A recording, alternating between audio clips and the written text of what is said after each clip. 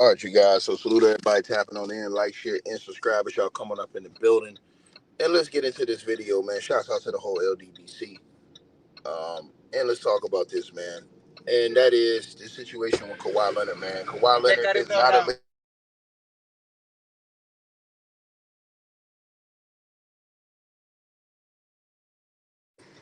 Kawhi Leonard is not a leader.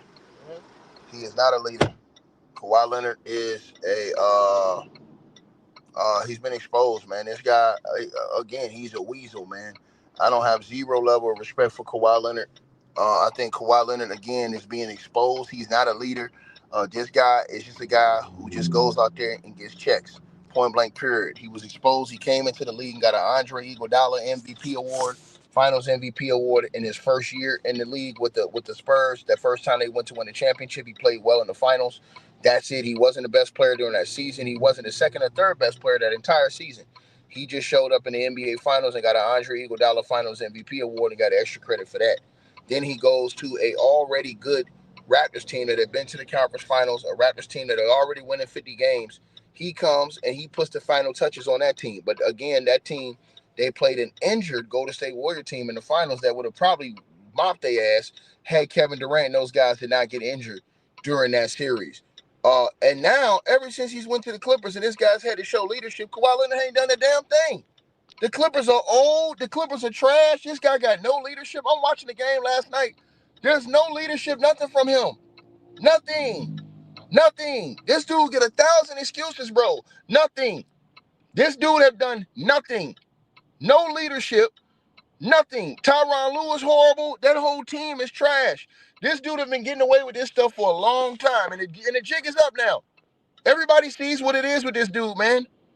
He ain't like that, man. This dude, he has skills. He's a great individual basketball player when he's on, but most of the time, man, this dude has no leadership qualities. He going outside, bro. He getting exposed with the Clippers, bro. This man ain't done. This man have had 7 years now to show that he's a leader. He can do it, lead his own team. They built the teams around him. They've asked Quest, done everything you can ask the team to do around this guy. This dude have constantly displayed that he ain't it. I'm sorry, man. I'm sorry, bro. He not what they say he is, bro. He not some done data. He not this. He not that. He's just Kawhi Leonard. That's it, man. He ain't that special, to be honest with you. Couple in the years he won Defensive Player of the Year awards, look how many games he played. This dude getting accolades playing minimal games. This type of stuff Michael Jordan was talking about yesterday, man. I'm telling y'all this, man. We got to stop rewarding these dudes for being part-time basketball players, bro. And I know a lot of people scared to say this. It goes against the grain. They're going to hurt somebody's feelings, man. Fuck feelings, man. This is the truth, bro. If you can't handle true basketball talk, then that shit's on you. I'm sorry, man. That shit's on you, bro. Because this dude right here, there's nothing about this dude's game that represents what's right about basketball. It's nothing. Straight up, this dude gets credit. He gets passes because he's quiet. Everybody want to give him a pass and shit like that because he's quiet. Man, they don't get no pass, man. This man have had all the excuses lined up for him in the world. That last night. What the hell was that, man? Go ahead, man. Good morning, fellas. I agree. We can cook him now. It's fair. No leadership, no aggressiveness, passiveness. Sometimey offensively. Definitely not the same player. But I'm not going to take away what he did in the past, so I just can't do that. I am taking away. Wait, hold on, man. But we can't, though.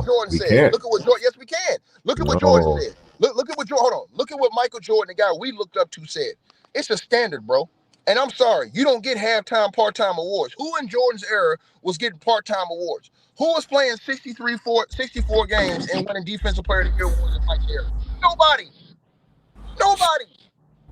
So we ain't crazy. I'm asking. Hold on. I just want to. Hey, you, my brother. I'm asking you a question. Who in Mike's era, the golden era, who was winning Defensive Player of the Year awards playing 64 games? Who? Name it. You can't. I'm not sure. I'm not sure. You can't. No, you can't name it because all those guys was clocking 75s, 80s, 82 games. All those guys was clocking games. I made sure I said that the criticism is fair right now. No No, it's pushback. been fair. Hold on. It's been fair I'm because not taking away let's think his about it. Hold on, man. accomplishments, bro. Let's think about it. Outside of that year that he in San Antonio, let's go to San Antonio. Outside of that year, he got the Finals MVP, the Iggy Award. Because we know the truth was he wasn't the best player on that team or the second best player on that Doesn't matter. It does doesn't matter. matter. Valuable player. Hold on. No, It it does matter. doesn't. Hold on. It does. No, Hold it on. doesn't. It does matter. Hold on. It Valuable does player. Hold on. It Valuable does player. matter because it matters for Iggy. It does matter because Iggy wasn't the best player on that team. He just got Valuable player. It's not the best player. Hold on. Valuable Let's talk player. about this. Hold on, man. No. That's just in the final series. That wasn't throughout the whole playoffs. Now, let's look at this. So then he moves. He gets moved to a good team in Toronto. You and I both know they don't win that series. Kevin Durant doesn't get hurt. Kevin Durant's not hurt. They lose that series. Okay, cool. Kevin Durant's hurt. They okay. We saw what happened. Okay, cool. He's been with the Clippers. This is his 7th year now. What has he done in 7 years? They built the whole team around him. There's no excuses. They built this entire team around him. And I'm gonna tell you somebody else that don't get a pass. That brainless Tyronn Lue. Agree with that. He don't get a pass either. Them two dudes have been the main features there this whole time. He ain't got it done. He hasn't got it done with the Clippers. We agree on that. 7 years, man. That's the longest he's been with any team. 7 years. He ain't got it done. Yeah. Come on, bro. And did you watch the game last night? Yeah, I watched the game. That was for the halving at halftime. At halftime, I'm thinking, okay, he get ready to turn up. They're probably gonna take this game. Man, they come out in the second half and get ran off the court, bro. Yeah. That wasn't good basketball. James Harden no assists. Yeah. Me and you, we be talking about something different if the media's picking them dudes saying that these dudes are contenders. They ain't no fucking contenders, man. Come on, bro. Their legs look heavy. I'm not sure that they're gonna have the legs. Team in the league. They got rid of a dude that was playing at all-star level and Norman Powell. Norman Powell is in Miami averaging damn near 28. And they picked up Collins, and Ty doesn't even start Collins or Bradley Beal. Yeah, bro. I get it. Listen, I'm with you. Listen, I get it. Hold on. Miami Heat are 3-1. They should be 4-0. They let that game against Orlando slip.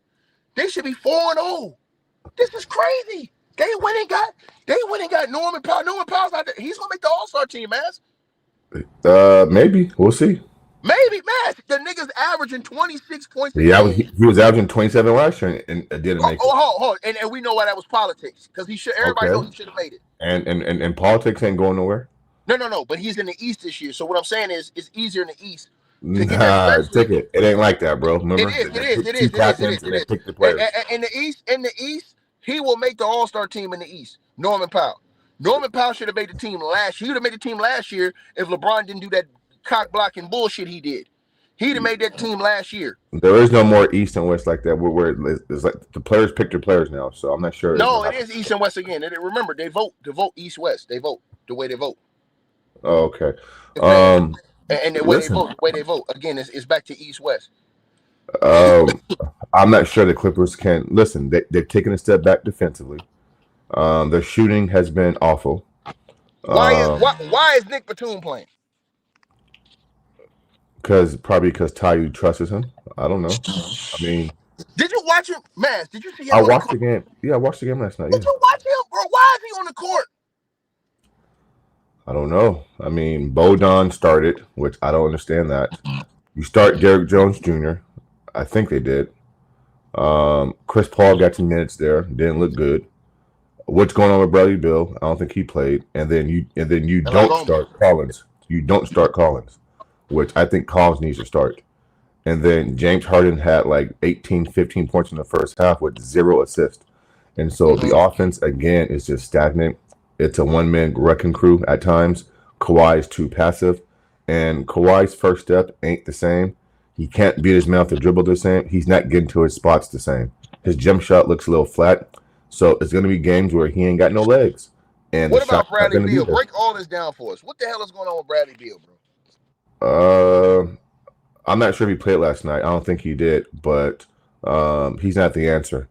He showed you in Phoenix that the confidence isn't there. But here's the thing, though. He shot the ball well last year in Phoenix. But then again, who cares? Like, I care about how you impact winning. And so again, he's hurt again. I mean, come on, like the season just started and you're hurt again, a la Paul George. And so, listen, I don't want to see James Harden and Bradley Beal on the court together. Like, that's not a winning backcourt. And so, listen, they picked up a lot of old dudes ticket with some big names, but they're long in the tooth. And defensively, teams are running them out the gym. Look at Utah. Utah came in and smashed them. Yeah. And then you back it up and then you beat Phoenix. But whoop-de-doo. Who's Phoenix? And then you play a good team in Golden State and then you get the doors blown off you. And I don't think Jimmy or Steph had a good game. I don't think Kaminga had a good game. They didn't. But you let the role players Neither one of them get niggas had a good game.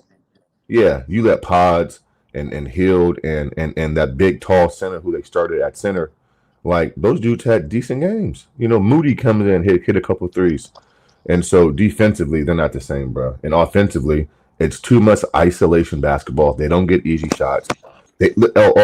And they don't go to Zubac enough. They don't go to Zoo enough. You know, they're ISO jump shot perimeter oriented. And Ty Lue at one point had Zubac, Harden, and Kawhi on the bench at the same time, down by 9 in the fourth quarter.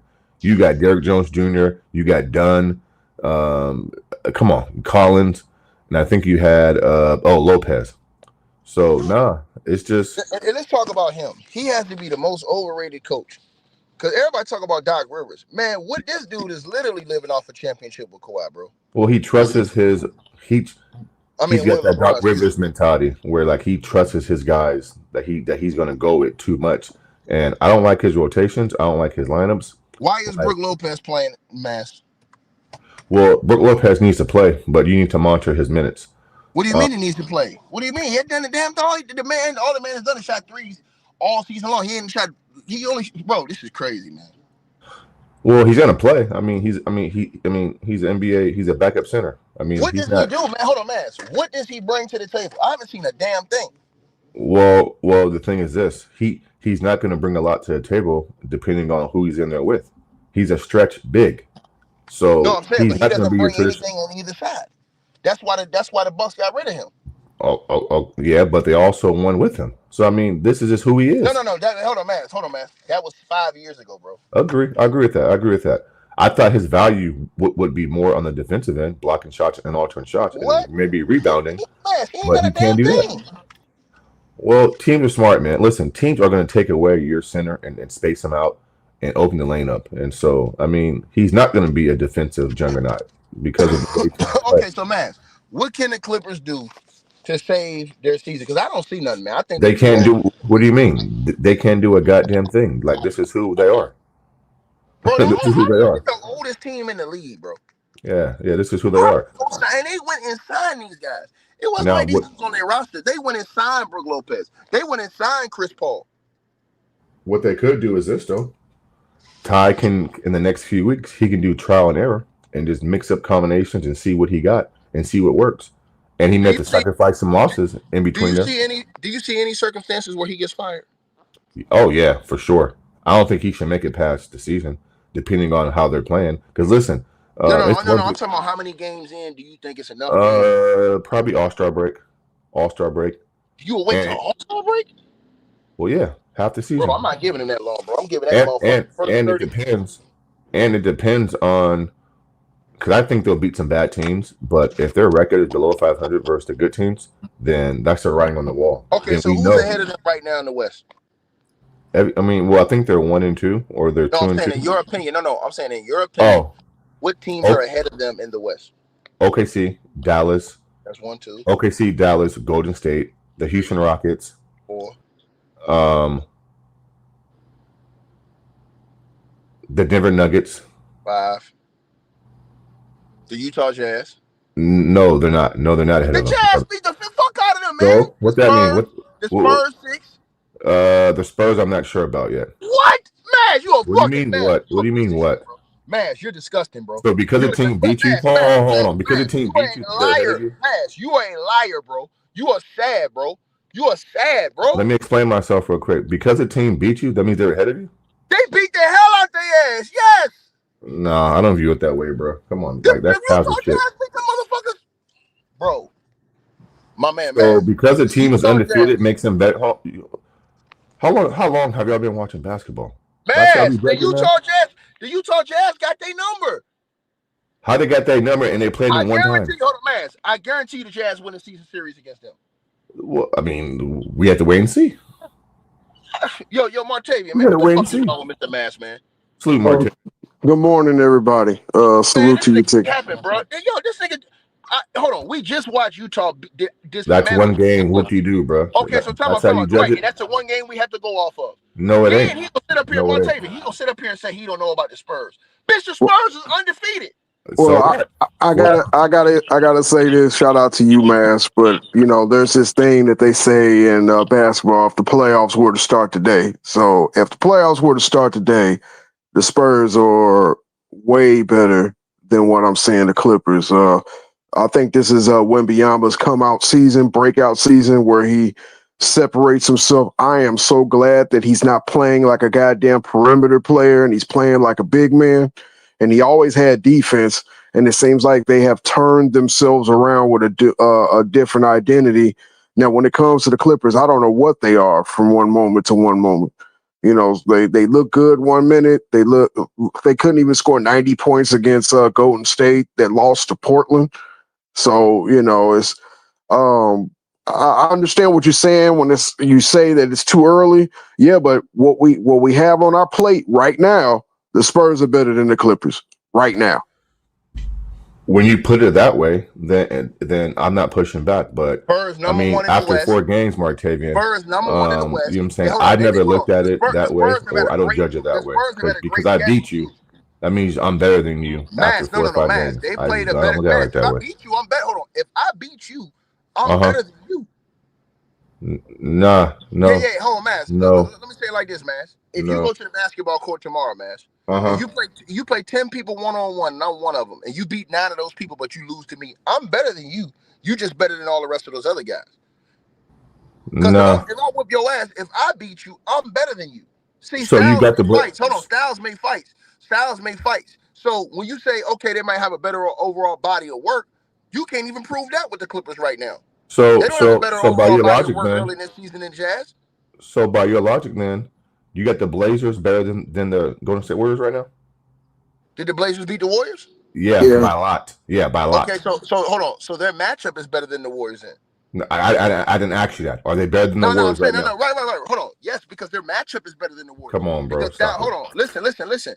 Easy Styles work, make man. fights. Styles make fights, man. And some people don't match up well with other teams. So let me give you an example, right? You could the Clippers don't match up well with certain teams in the West. They don't match up well with Denver, right? Because Denver They has a ain't bad played him matchup. yet. I don't know. They ain't played me. I don't No, know. I'm talking about just from history. Denver's a bad matchup Oh, for them. history. Yeah. Right. History, yes. So I'm just giving you an example, right? So some teams are bad matchups for other teams, right? So this situation I'm telling you right now, though, with the Clippers, bro, there are clearly 6 or 7 teams in the West better than them right now. I don't think it's. Listen, I give you 5. It's clear. Hold on. I'm not giving you 7. Clear. It is clear. Hold on. If you don't think it's clear that the Spurs are better than them, bro, I don't know what we're talking about, bro. Well, hey, Martavian, the reason why I don't put a lot of credence on regular season, say who's better or not, is because injuries, 4 games in 5 nights, minutes restrictions, all kind of shit. I don't care, bro. I watched this game too long to make an assessment. The Clippers lost in the first round. How can you say that? That was last year. This is a new season, new players. Are you only as good as you are your last game? I don't view it. Okay, that's how you view. I don't view it that way, bro. No. That's how basketball views it. No, they don't. Yes, they do. Don't. Michael Jordan will tell you this. You only as good as your last game. Man, listen, bro. How can you judge a team from last year when there's been trades and moves that have been made? I'm judging them right now. Hold on. I'm judging them right now. The LA Strippers have one of the weaker schedules, and the 2 teams they played that was worth a shit beat their ass. And you got the Blazers right now better than the Warriors. No. I think the Blazers. No. I think the Blazers they have a better matchup against the Warriors because see, look, here's the thing with the Warriors, right? For example, the Warriors match up well against certain teams, and they won't match up well against. Okay, let me give you an example, right? To me, you don't watch that game, huh? I did watch the game last night. No. The Blazers and Warriors because the Warriors set people. No. I watched the Blazers. Hold on. I watched the Blazers game. I watched what Shaden Sharp and all them boys did. So who played for the Warriors then? Ticket? Who played that game for the Warriors? What are you talking about? Who played for the Warriors? I asked you a question. Who played in that game? The starters. Who played? Who all played? Motherfucker, it's right there. What are you talking about? Who played? I just asked you a question, bro. Who played in that game? Bro, did you not watch the game yourself? You can't answer the question yourself? What do you mean I can't answer the question? It's a question. Well, hold on. What do you mean I can't answer the question, dog? Because it proves my point. Some teams sit guys, injuries, players. That's why I don't put a lot of crease into regular season. I just don't. Listen. Injuries are a part of the game, brother. Okay. Injuries So are I'm part going to of the game. assess. The Golden State Warriors have had their guys for the most part. So I'm going to assess. So the Golden State Warriors, they got blown out by them niggas. I know. I got you. So just quick question. I'm going to assess teams around the league and say matchup dependent or not, depending on if guys are playing or not. I mean that. No. Hold on, Mr. Mass. The Blazers and the Warriors. The Blazers beat the shit out the Warriors. I understand that. So what are you saying? What I'm saying is this: is that some teams don't play all their guys. Some teams are playing 4 games in 5 nights. The Warriors didn't have nobody out. Horford didn't play that game. Man, that nigga ain't doing shit, man. Come on, man. I know. Listen, maybe that wasn't the best. He ain't no difference maker. We're not saying him. Okay. No difference maker. Name somebody that's a difference maker. You say he's not a difference maker? No, I said name somebody that's a difference maker. Well, Steph and Butler played, so those two are. They played. Kuminga played. I do believe that he's a difference maker on the wing. The only person I see that didn't play was Horford, probably on the back-to-back, and he's older. So how can you say the Spurs ticket is better than the Clippers right now? Definitely. Darren Fox. Because I watch all the Spurs games. They're better defensively. They played a better strength of schedule. They're better offensively, and their best player is better than the Clippers' best player. They played a better strength of schedule. You were the same cocksucker that said Wemby ain't gonna be doing all this. I got your whole video. I'm finna line up from all that shit you was talking about Wemby before the draft. I got you. You said they played the better strength of schedule. I found that. You said Wemby ain't gonna be doing all that in the league. Listen, bro. I already said Wemby is the truth now. I mean, I ain't got to go back on that, bro. I was wrong. Okay. Oh, I ain't hear you say that. Okay. I'm about to say. Yeah, he's way better than Kawhi. Let's start right there. He's not way better, but he's better. Yes. He's way better than Kawhi. He's better. He's better. Hey, hold on. Martavi. This is crazy, bro. That statement right now. Wemby is way better than Kawhi. He's better. I agree. Where they are right now, I got to say Wemby is playing stages above Kawhi. How much is Wemby averaging? Like 36 and 13. Yes, and then defensively, he's going to be Defensive Player of the Year. This motherfucker got a chance to win MVP and Defensive Player of the Year. Yeah, just. I'm not arguing he's not better. And Atlantean is laughing at Mass. But this motherfucker really said that shit. But now we using words. Now Ticket's using words like way better. This is crazy. Hold on, Mr. Man. Right now, today, in 2025, November or October 2025, he's way better than fucking Kawhi Leonard right now. Okay. Hey, Ticket. Is he way better than Giannis? No, Giannis is doing what he's doing. What are you talking about? No. Wemby's a two-way player, defense and offense. He's way better than Giannis. Two-way player. Not the way Wemby is. Not the way Wemby is. No, time out. Giannis a two-way player. No, he's not. No, he's not. What? Hey, yo, man, what you mean, what? Bro, man, you disgusted, bro. Okay, hold on, bro. Martavi, do you even agree with that shit, Mr. Who's better right now, Wemby or Giannis? Hey, hold on. Do you agree with that shit that he just said just now? I don't agree with the fact that he said that Giannis don't play defense, but I do think that nigga's disgusted, man, bro. Okay, then I'll give you the question: what makes Giannis not a two-way player? So he just stands around on defense? Well, I mean, nobody stands around on defense except if your name is LeBron James. I mean, he plays or Bronny. Yeah, or Bronny. All I'm saying is this: levels of defense.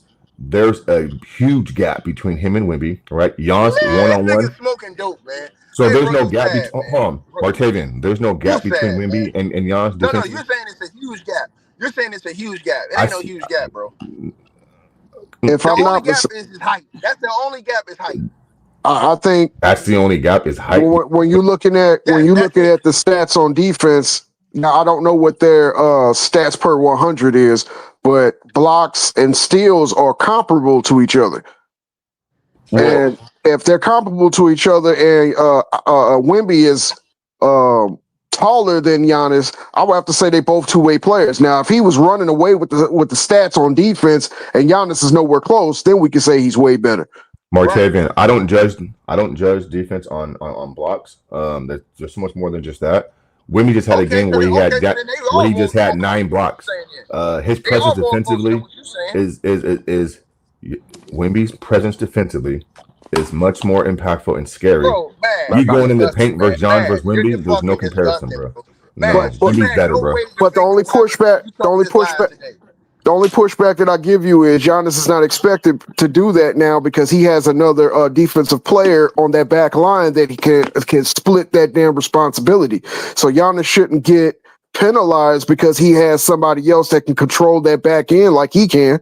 Martavian, Miles Turner is a stretch big who shoots threes for the most part, bro. And I'm talking about on the defensive end. I know, but in today's league, though, teams will space you out and force Miles to guard the 3-point line, and so Turner's not just sitting down there waiting for somebody to come in the paint. Nah, he ain't doing that, bro. He's not doing that. He's not. Teams are spacing them out. Ain't doing that. Did you watch Giannis? Man, Giannis ain't Wemby on defense, man. Period, bro. He's not. Well, we can't. Niggas smoking dope, man. And back to what I said to your lying ass. Back to what I said to your ass. Wemby is way better than Kawhi Leonard right now. He's better. Yes, I agree. He's better. No. Way. Hold on. No, Mass. Way better. Hold on. He's better than a lot of players right now. 20 points. 20. Hold on. Kawhi's averaging 20 points a game and ain't nowhere near close on defense. Okay. Man, so Kawhi is trash, bro. He's better than a lot of players on defense. Double the rebounds. Hold on. Wemby's averaging double points, double rebounds, damn near double the assists to Kawhi, and the nigga he should be output. Okay. I mean, for crying out loud, fellas, Wemby's 22, 23, young. I mean, duh. The excuses, man. Y'all said Kawhi's a done data, man. Of course he's better. Cook that nigga, man. Of course he's better, bro. They couldn't even score 80 fucking points yesterday. Mass going outside, bro. Mass is going outside. I already said that Wemby's better than Kawhi, bro. I mean, y'all want me to just to go overboard? I'm not doing that. He's not way better.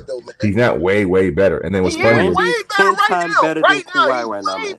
So he's way better than Kawhi, but he's not better. Okay, take it. Talk some sense to your boy, man. He's way better than. Is he better than Giannis right now? Hold on. Right now, he's way better. Okay, cool. Hold on. Giannis is playing way better than Kawhi. Okay, hold on. Take it. Who would you take right now? Giannis or Wemby right now? Who would you take? Wemby. Hold on. Here's why I say Giannis. Hold on. Here's why I say Giannis. I'm telling you right now. Here's why I say Giannis. The reason why I say Giannis right now is because, for one, Giannis is dead in the middle of his prime. For two, Giannis is more experienced and understands a little more than what Wemby understands. That's the only reason why I'm taking him over Wemby right now. Now you value experience and understanding. In 2 years, we can have a different conversation. But right now, this man talking about understanding and experience. Right now, I'm taking Giannis Antetokounmpo because of his experience. That's the only reason why I'm taking Giannis over Wemby right now. That's it? Yeah, hold on. That has a lot to do with it. What about the talent? No. I'm saying, hold on. The talent. Both of those guys are talented, but Wemby. Who's more talented right now? He's Wemby better than or I'm gonna say it again. Hold on. Wemby's more talented. I'm not even questioning that. But I'm saying with Giannis' experience, his know-how, and his goal, I like Giannis right now. I would take Giannis over Wemby right now. If you had to give up the DPOY award today, who's it go to? Giannis or Wemby? The defensive player of the year? Yeah. Oh, it's going to Wemby right now. So why is he not better right now? No, he's not. Hold on. He's not better because, as I told you, the intangibles that Giannis have right now, I like them over Wemby. Now, in 2 years, we got a different conversation. So you expect the Bucks to make? Hold on. In 2 years, I'm picking Wemby because here's what I'm saying to you. Yeah. If the Spurs and the Bucks are playing a 7-game series right now, I'm taking Giannis. So you're picking the Bucks to win the East? Yes. I've already said this. They're going to win 60 games. You said that the last 4 or 5 years, man. But let me say this. No. Crazy. Hold on. But you had you've had catastrophic injuries in the playoffs. But let me say this to you. No, he played versus Pacers and guys ass cooked. No. You've had catastrophic injuries. He played and guys ass cooked versus Pacers. No, that's not true. Hold on. Dame tore his ACL. It is true. Hold on, man. Dame tore his ACL last year in the playoffs. That's fact. So what?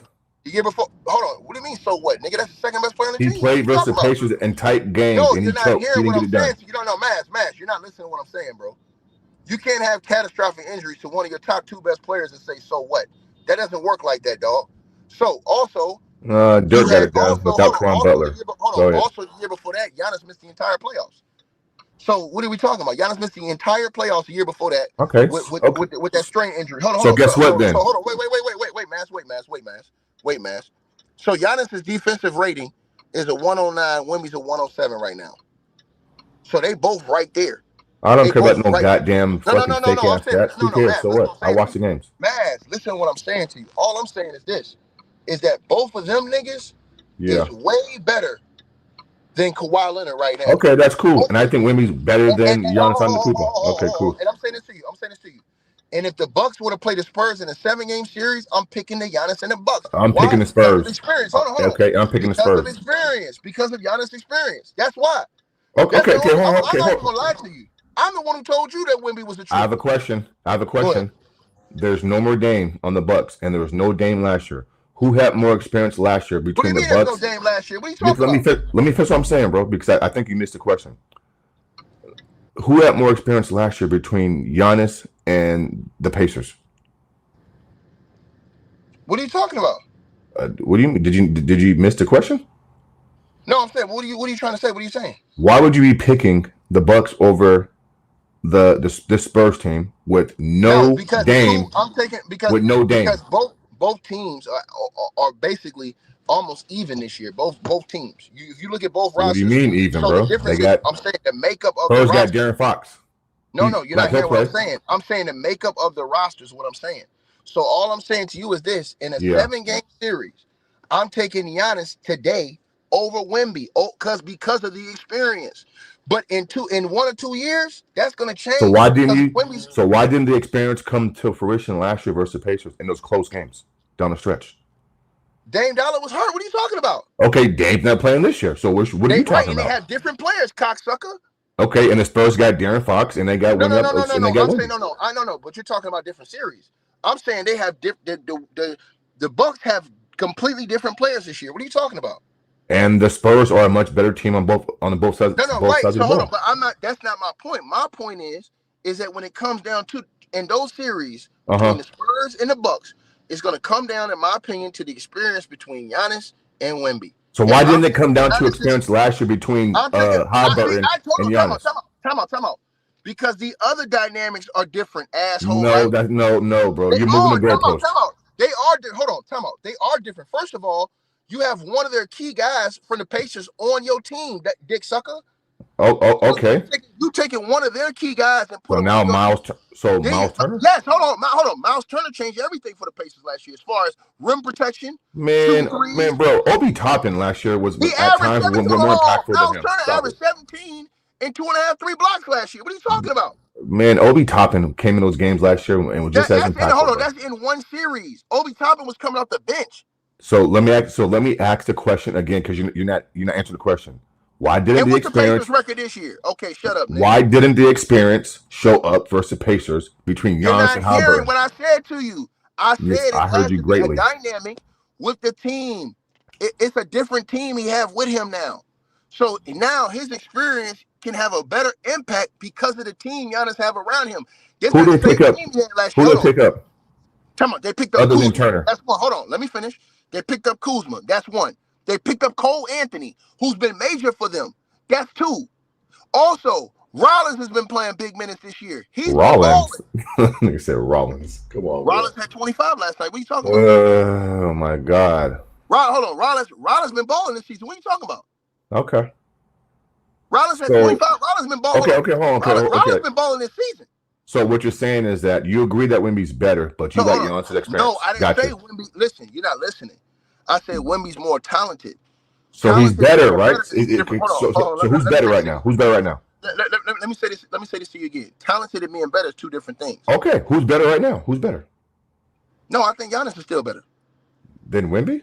I Okay. think Wemby's more talented. I think Giannis is better because of the experience, Mavs. When you talk You basketball, keep you talk using the about word experience, bro. You keep that going has back to something that word that has experience. everything to do with it. Your experience and know-how has everything to do with this, bro. Hey, so would you agree that the last maybe the last 3 to 4 years, Giannis ain't been healthy in the postseason for the most part? Agree? Right, but that has nothing to do with his. That has nothing to do with So his. why don't you cook his ass where you cook Kawhi about being hurt in the postseason? Because Kawhi he stays out and fakes injuries. Giannis is really hurt. Now Kawhi, he fakes his injuries? Time out. The motherfucker didn't play but 26% of the games until he started getting his check from aspiration. Once he started getting his check, he played 86%. Oh, now you're going back to aspiration. Okay. Yes, I'm trying. Hold on. That's not over with yet. But I'm telling you the truth. Man. Hold on. This is all factual information. So you got the Bucks winning the East this year? Yes, I told you that. I've already said the Bucks gonna win 60 games this year. No, I didn't say. I don't care. Who cares? I said win the Bucks East. gonna win in 60 games. They're coming out the East. They're going to the NBA Finals. Period. I know one team that's not. The LA Strippers. So okay, that's fine. But the Pacers were a young team last year. Why didn't Giannis' experience? Come on, my man. You're not listening. Hold on, man. This is crazy, bro. Once again, let me say this to you. How were the Pacers a young team and Halliburton been in the league 6 years? What? Halliburton been in the league 6 years. Was he playing? Hold on. Time out. Ticket misleading you guys. Halliburton been balling since he came with the Kings. No, he was not, bro. He was getting limited minutes with the Sacramento Kings. He was balling with the Sacramento Kings. No, he wasn't. He had limited minutes. He had limited minutes. A lying piece of shit. He had limited minutes in Sacramento. He was balling with the fucking Kings. You liar. He got limited minutes with the Kings. No, I was there. Okay, hold on. Martavian, am I lying about him balling with the Kings? With the limited minutes that he got, he was balling with those limited minutes. Tyrese Halliburton. Hold on. Halliburton. Yeah. Mavs trying to make them out to be some young ass team, and they were. Is he out of his fucking mind? They weren't no long-term experience team, bro. Like that. What are you talking about? Now, my one of my teams I did follow and watch is Sacramento. Shout out to Mitch Richmond. That's the reason why I've always followed him ever since NBA Live '97 when he was on the cover. That's besides the point. When De'Aaron Fox was injured and Halliburton had to come in and run the show, he was playing out of his mind. Time out. So let me ask you a question. Halliburton was top 3 rookie of the year. Right. In Sacramento, right? Top 3 rookie of the year. Yes, his first year he finished 3rd in rookie of the year. So now we're looking at Tyrese Halliburton as his major experienced player over Giannis. What's your point, bro? By saying all this. Then for Indiana, he was a 3-time All-Star. The only reason why he was a 2-time All-Star the last couple of years. So, and he had been basically almost averaging a double. But why are you bringing this up for? And Giannis has way more experience than him. Who cares? Hold on, man. He came to Indiana averaging damn near a double-double. Why are you bringing this up when Giannis has much more than he has experience-wise? You said they didn't have no experience. So let's keep going. No, that's not what I said. Nope, that's not what I said. What I said they were a young team. You said they were a young team. Okay, and guess what? A young team can have experience, but not more than a Bucks. He's been in the league for 6 years, so that's not young. Then, okay, and Giannis been in the league for way longer than that. Turner been in the league. Hold on. Miles Turner been in the league for damn near 6 years, over 6 years. No, actually more than that. Maybe like 9-10 years. Hold on, man. I didn't say that, bro. You put words in my mouth. You said that they were a young team. Okay, young team doesn't mean no experience. It just means lack of experience. Okay, time out. Once you're past year 4, that's major experience. So now let's keep going.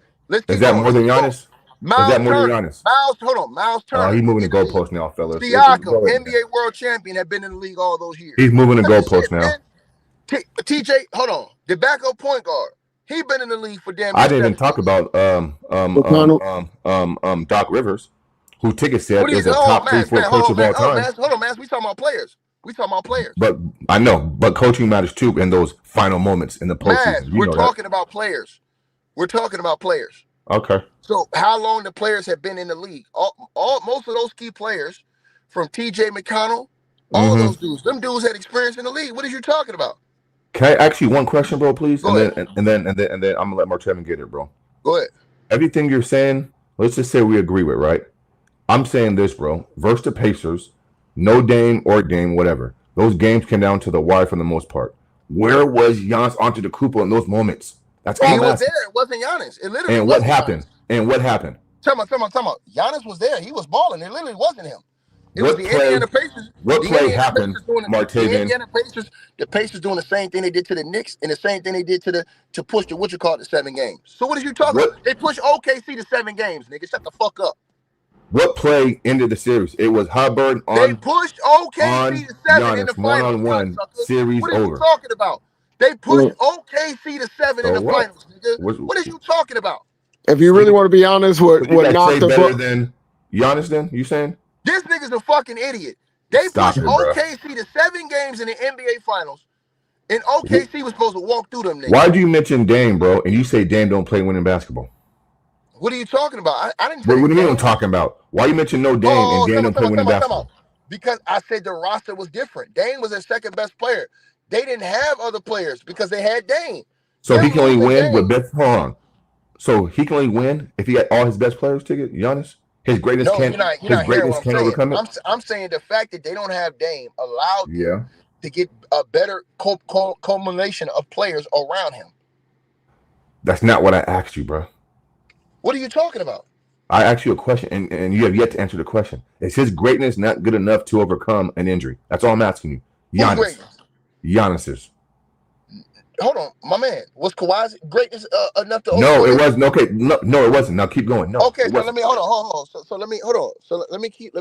I answer your question. Hold on. I answer your question. Hold on. Was the Pacers' greatness great enough to overcome the injury to Halliburton?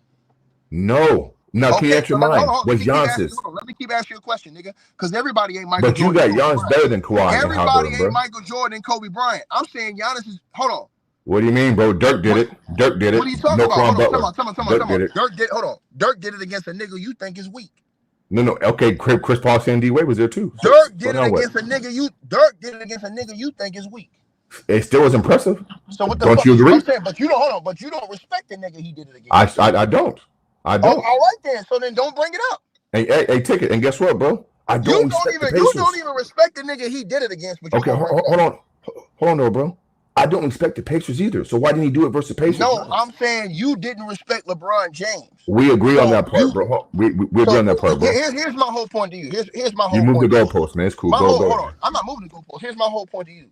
My whole point to you is that Kawhi Leonard ain't better than none of these niggas we talk about. Period. And that's all there is to it. You can say whatever you want to say to shift the narrative, nigga. I didn't push back on that, bro. No, you did. You pushed back. Hold on. When I said Wemby was way better, you had a problem with that. I don't think he's way better. I think he's better. He is. Everybody in the comments. Hey, if you're in the comments, that's their opinion, bro. That's not my opinion. Hold on. Press 1 in the comment section if you think Wemby today is way better than Kawhi is today. And press 2 if you think Wemby is better than Giannis Antetokounmpo today. If you don't press 2. If you don't press 2, hold on. If you do not think that Wemby is way better than what Kawhi Leonard is today, press 2. If you do press 1, I think he's better. Everybody in the comment section think he's way better, bro. This nigga. I don't think he's way better, but he's better, bro. Here's my other point about Kawhi. Y'all niggas keep giving this dude credit for old shit. Hey, Ticket. Do you think right now that Wemby is better offensively than Giannis? Say what? Do you think he's better offensively than Giannis? I've already told. Time out, Mass. I asked you about defense. I think Wemby. Yes. I've already told you. I think Wemby is a better offensive player than Giannis. All these things. I said that what separates them is the experience. So a guy who's better.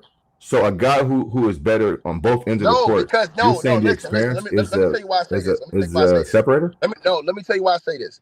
Because with your experience, some players, their experience allows them to do things other younger players who may be more talented can't do. Right? So let me give you an example. What do you mean you can't do? Hold on, let me give you. I'm about to, bro. You let me explain. I'll explain. All right. I'm saying experience is big in the league when you're dealing with big time players. So let me give you an example. Look at Kobe year 8 versus year 2. His experience changed everything about his game. Okay. Period. Hold on. These are facts. Hold on.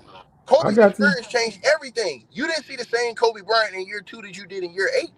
In year 8, this dude, his experience made him a monster. But I got you. We agree on that. But guess what? Even though some people thought that T-Mac and those guys were more talented, they didn't surpass Kobe. Why?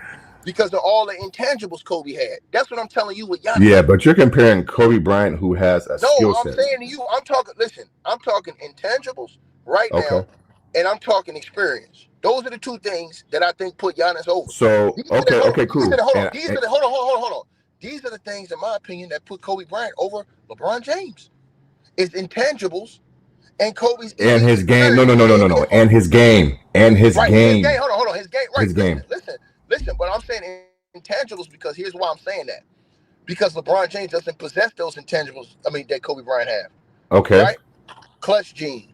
Right. Know-how. Right. Grit. Okay. I got you, bro. Ability to lock in and fight. I have a question. Go ahead. I have a question. I think the experience that Giannis got versus the Phoenix Suns and the Brooklyn Nets and that epic playoff postseason run that he had, where was it at versus the Pacers?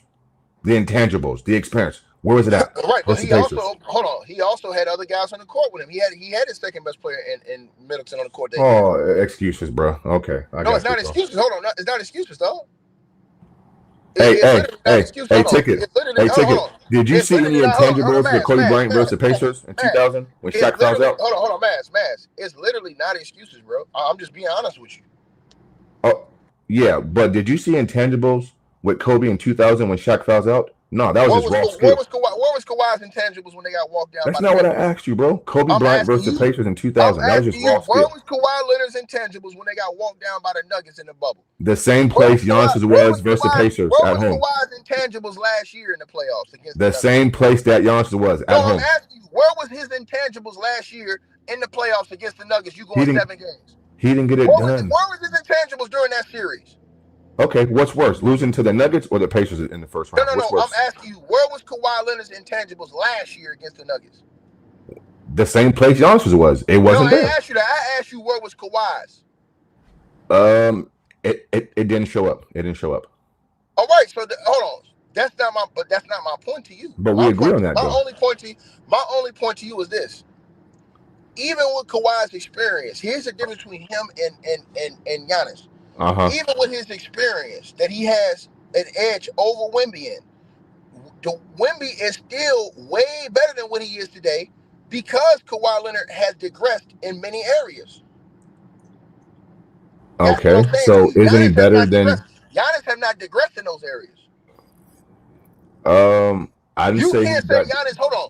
Giannis have not digressed in any. Matter of fact, Giannis finishes top 3 MVP every year and top 5 defensive. I don't care about top 3 and 5 bullshit, bro. That's not how I judge. What do you mean bullshit? What are you talking about? So what? Who cares?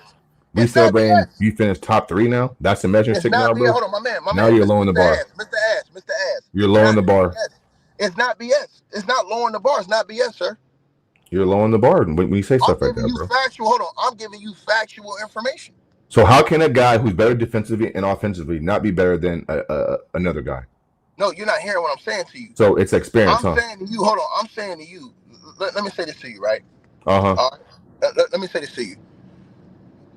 Bro, hold on before this goddamn truck hit me. Hold on. So what I'm saying, hold on, man. Let me get the fuck of this nigga. This motherfucker can't even multitask. Go ahead, bro. Hold on. Nah, bro. This is a goddamn 16-wheeler. Hold on, bro. I got you. I'm teasing you, bro. Hold on. So, yo, what the fuck is you doing? All right, so what I'm saying to you I got this man all confused. Go ahead, man. Hold on. Let me get past this dude, man. He's already said that Wemby's better on both sides of the court, but he's not better. Hold on, man. My bad. I had to get past that. Now he's saying experience. So all I'm saying to you is this, man. All I'm saying to you is this. Is that I think Giannis's experience puts him over Wemby right now. And I said this. If they play in a 7-game series, the Spurs and the Bucks, I'm picking the Bucks in the 7-game series right now. Okay, and I'm picking the Spurs. Okay, that's on you. Hold on. But you ain't picking the Spurs over the Clippers in the 7-game series. Yes, I am. So then you just told what you call it? Yes, I am. You just told Martavian you didn't have the Spurs over the Clippers. No, I said it's not Martavian, definitely. What did he say? What did he just say, Martavian? I said it's not clear. I said it's not definitely clear that they're better. Martavian, what did he say? That's what I said, bro. Oh, I stepped away right quick. I had to answer a phone call. When you was here, what did he say about the Spurs and the Clippers? He said the Spurs were not clearly better than the Clippers. Yeah, keyword clearly better. Yeah, thanks for saying that. Yeah, They they're are not clearly better. You just said you'll pick them in a No, they're 7-game not. series. No, they're not, bro. No, they're not. Martavian, No, they're not. are the Spurs clearly better than you than the Clippers right now? I can't tell. The way they look right now, they're better. Bro, something wrong with this dude, man. Yeah. See, Martavian says they're better, but he didn't say they're clearly better. That's my point. I think they are better, but they're not clearly better. Martavian, do you think right now, from what you've seen, the Spurs are clearly better than the Clippers this year? How can you say that right now after 4 or 5 games, bro? Because I've watched both teams. Okay. How? Okay. Yeah, hear me make again. that assessment right now? We can hear you. If you're looking at both Oh, teams, go ahead, my bad. there's no way you can tell me you think that the Clippers are anywhere close to what the Spurs look like right now. On both ends. But no, forget both ends. All three. Coaching, offense, and defense. Hey, ticket. Was the Pacers better than the Bucks last year in the first round? Yes. Yeah, they were. They were? Okay. They were a better seed. They were. But Martavian, ticket picked the Bucks to beat them in the first round. I heard him say it. Because they were the higher seed. They were a great matchup for each other. But why'd you pick them to win the series then, ticket?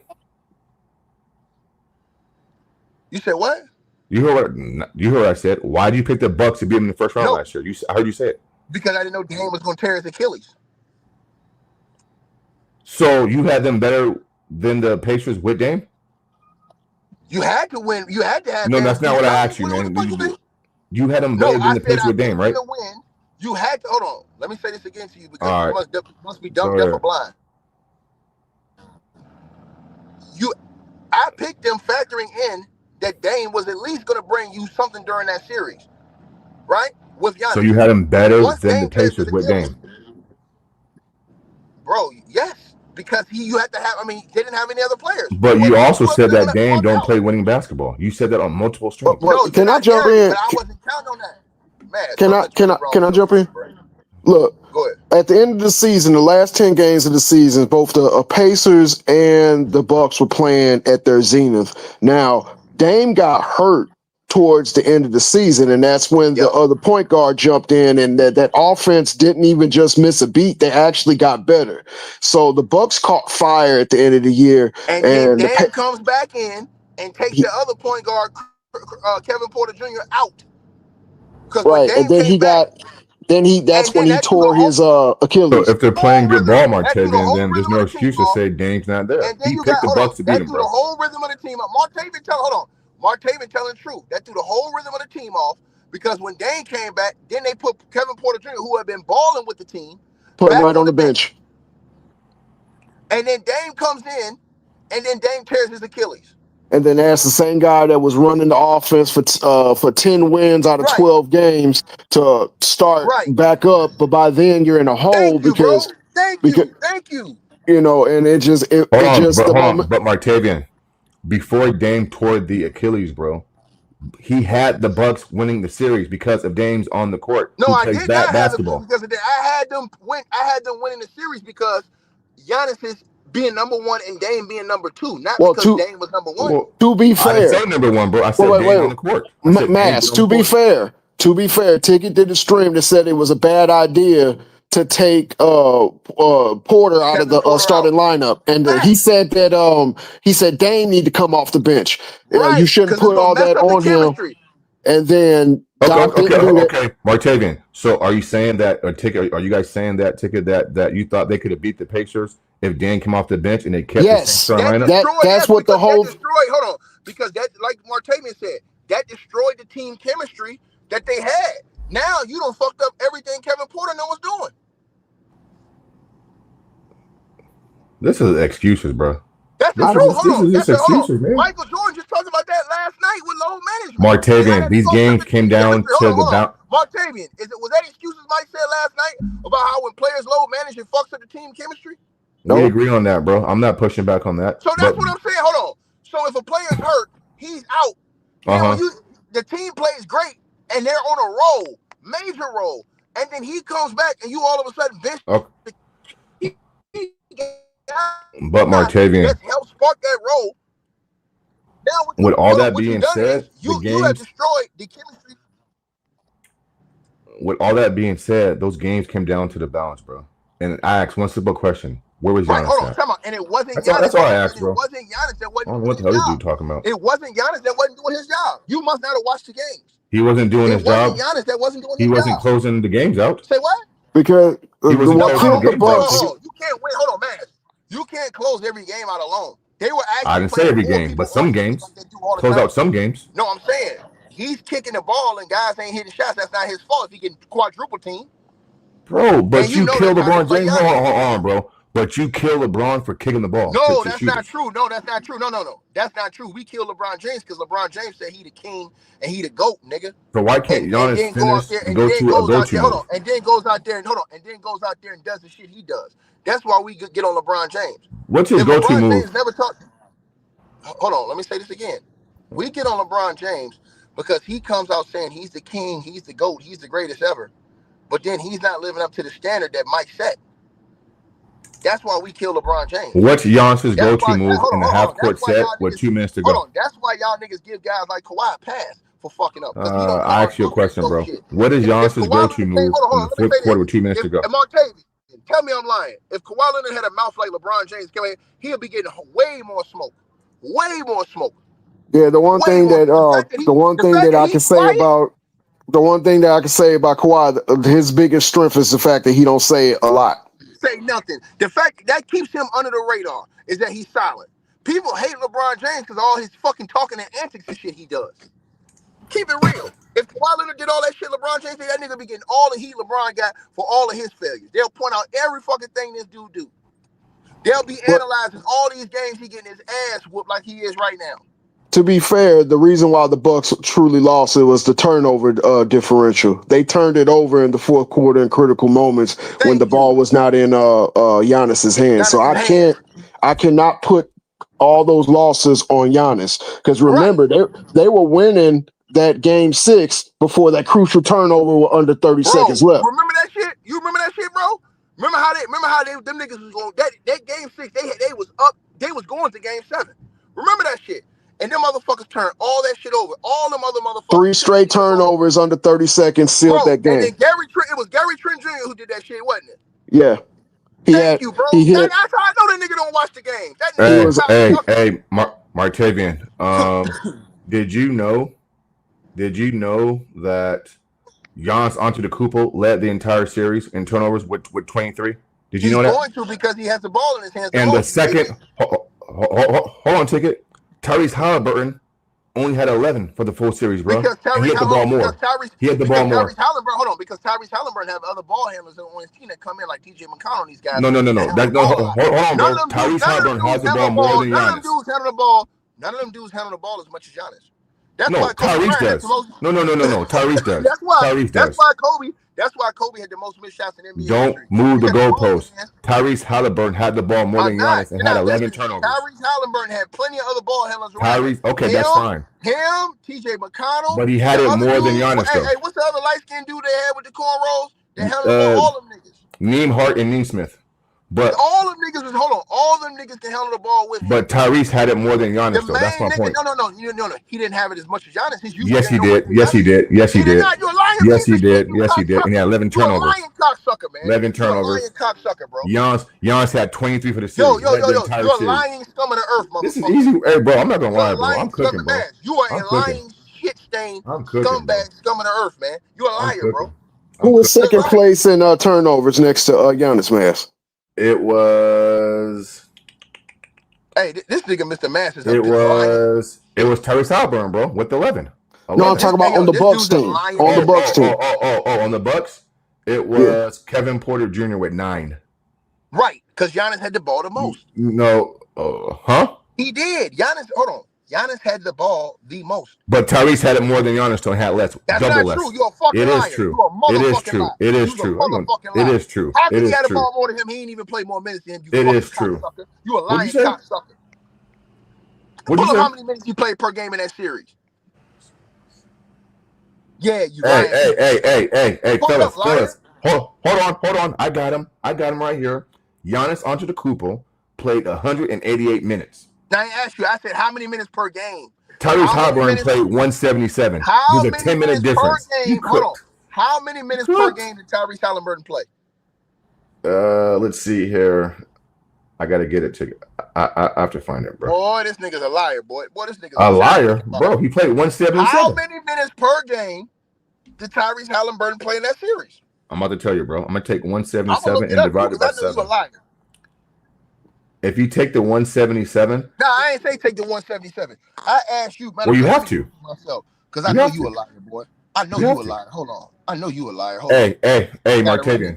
Martavian, there is a 10-minute difference between Giannis and Tyrese Halliburton. I got it right here. In minutes, bro. And Giannis turned that bitch over 12 more times, bro. Stop it. Hey, Mr. Mavs is a horrible liar, bro. I got it right here. I got it right here. I got it right here, Easy Mr. work. I got it right here, Mr. Mavs. Easy work. I got it right here, man. What do you play?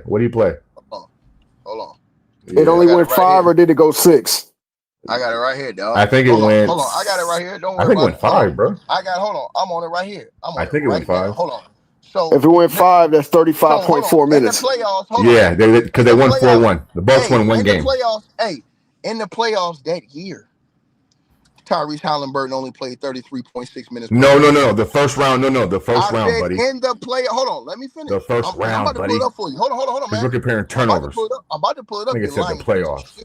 You a lying motherfucker. Yeah, I'm gonna pull that shit up to you. He tried to say the playoffs. No, the first round. Y'all. Check this out. Yeah. So in that round against the Bucks in the playoffs, right? In that round, against the Bucks in the playoffs, Tyrese Halliburton played 35.3 minutes per game. Okay. Now how many minutes? That's a lot of goddamn minutes, bro. But go ahead. How many minutes did Giannis play? Look it up. You tell me. 37.6. Yeah, 2 more minutes. 37.6. 2 more minutes, bro. He played more. 2 more minutes. That's a lot more minutes when you add it up. Take it. He had 23 turnovers, bro. Just say he didn't play well, bro. It's okay. In 5, hey, Martavian, in 5 games, bro. In 5 games. Hold on, Maz. Now I'm about to eat to your ass. Now, everybody, look this stat up. Look up Giannis. He always. Oh, wait. Look up Giannis's usage rate that series versus Halliburton. It's not even close. Hey, Martavian. Giannis under the Cooper averaged 5.2 turnovers a game, bro. Giannis's usage rate was double. Giannis's usage rate was double Tyrese Halliburton that series. Hey, Giannis almost averaged 5 turnovers a game. I'm gonna ask you. What is Ticket talking about, bro? I'm asking you a question. Who had the higher usage rate that series, Giannis or Tyrese? Can you? I don't know. Can you look it up? Giannis was double. Giannis doubled his usage rate as you lying piece of shit. I gotta no. Usually when the usage rate is high, the turnovers are high. Look it up, cocksucker. Hold on, Martavian. Tyrese Halliburton played 35 minutes a game, bro. With a high usage. He wasn't turning the ball over like that. Martavian. His usage rate. I said his usage rate. So why didn't Halliburton turn over at that rate? You're not listening to what I'm saying to you, Mr. Ass. You're not listening to what I'm saying to you, Mr. Ass. I know what you said, bro. And let me verify it, bro. What was the exact usage rate, Ticket? What was the exact usage rate, bro? I gotta verify this shit. Hold on. All you gotta do is go to statmuse.com. Go to statmuse.com right now. I'm looking it up, bro. We can't trust you. Pull up Giannis' usage rate for the playoff series versus the Pacers last year. And then pull up Tyrese Halliburton. That's all you gotta do is pull it up. Yeah. Let me see. Yeah. Statmuse.com. Yeah, it's right there. Right?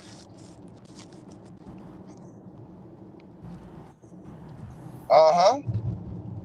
See, that tells the whole story right there, the usage rate. Okay. No, I'm trying to find it because it's giving me like different stuff. I'll find it. Yeah, I'll find it. I'm trying to find what I was gonna say about the Kawhi Leonard and the Giannis, they're 2 different players. One needs a point guard to get himself off. The other one is a wing player and get to touch the ball and more times than he wants. So they're 2 different type of players. When Giannis had his most success is when he had a very competent a point guard that knew where he can get his ball in the post and space. Wasn't looking for his shot first. That's why I never thought that the Dame and Giannis matchup was ever going to work, because there's plenty of times I've watched Dame come down, take an ill-advised 3, disregard the offense, and then now the other team's on the move going the opposite direction. When you had Holiday, he was looking to set the offense, looking to get Giannis in good positions, a la the alley-oop at the end of Game 4. Or yeah, what was that, Game 5? Game 5 in the finals. It's just two different type of mindsets. Giannis needs a real point guard on his team for him to be very, very successful. Kawhi Leonard just needs to be healthy and play the games. Part-time player is not really gonna do it for your team when he's out. Wait, what was the stat? He only played 47% of his total. Giannis had a 35.5 usage rate. 35.5. Yes, against the Pacers in the playoffs. Tyrese Halliburton was 20.3. Yeah. You can even look at so you 35 can even and a half versus 20.3. You do the math, bitch ass liar. You can even look at we was having this discussion the other day. You can even look at Magic Johnson's usage rate. Whenever his usage rate goes up, his turnovers go up. So that's usually right. That's usually the rule of thumb with usage rate. Look at James Harden all those years in Houston. The higher his usage rate was, the more turnovers he got because the ball is in his hand. So defense starts to collapse, starts to trap, starts to force, and then guess what? You start making turnovers. Yeah, but Martavian, bro, but we can't give a pass on that though. But we can't give a pass on that, Martavian, because but I'm not giving a pass. I'm just explaining. No. I got you, bro. But just because the ball's in your hands more, if you have high IQ and you're playing good, efficient basketball, bro, you should not be turning the ball over at that rate. Tyrese doesn't do it. Jason Kidd doesn't do it. John Stockton doesn't do it, bro. No, I mean, I don't know, man. John Stockton didn't have the same responsibilities as the ball was in his hands a lot, man. That's not true. That's not true. The responsibilities are different. Giannis has the ball in his hands and is intended to score. So guess what, then, Martavian? If you can't run an offense, bro, without turning the ball over, then put the ball. Then maybe the ball should be inside somebody else's hands. Then, and that's what I was saying. Yeah. They didn't. I think Doc Rivers putting the ball in Giannis's hands because he didn't trust his point guard, and Dame was out. So they went back to the well too many times. Putting Giannis at the top of the key, they could defense collapse on him, force him to make a bad pass. Next thing you know, turnover. Martavian.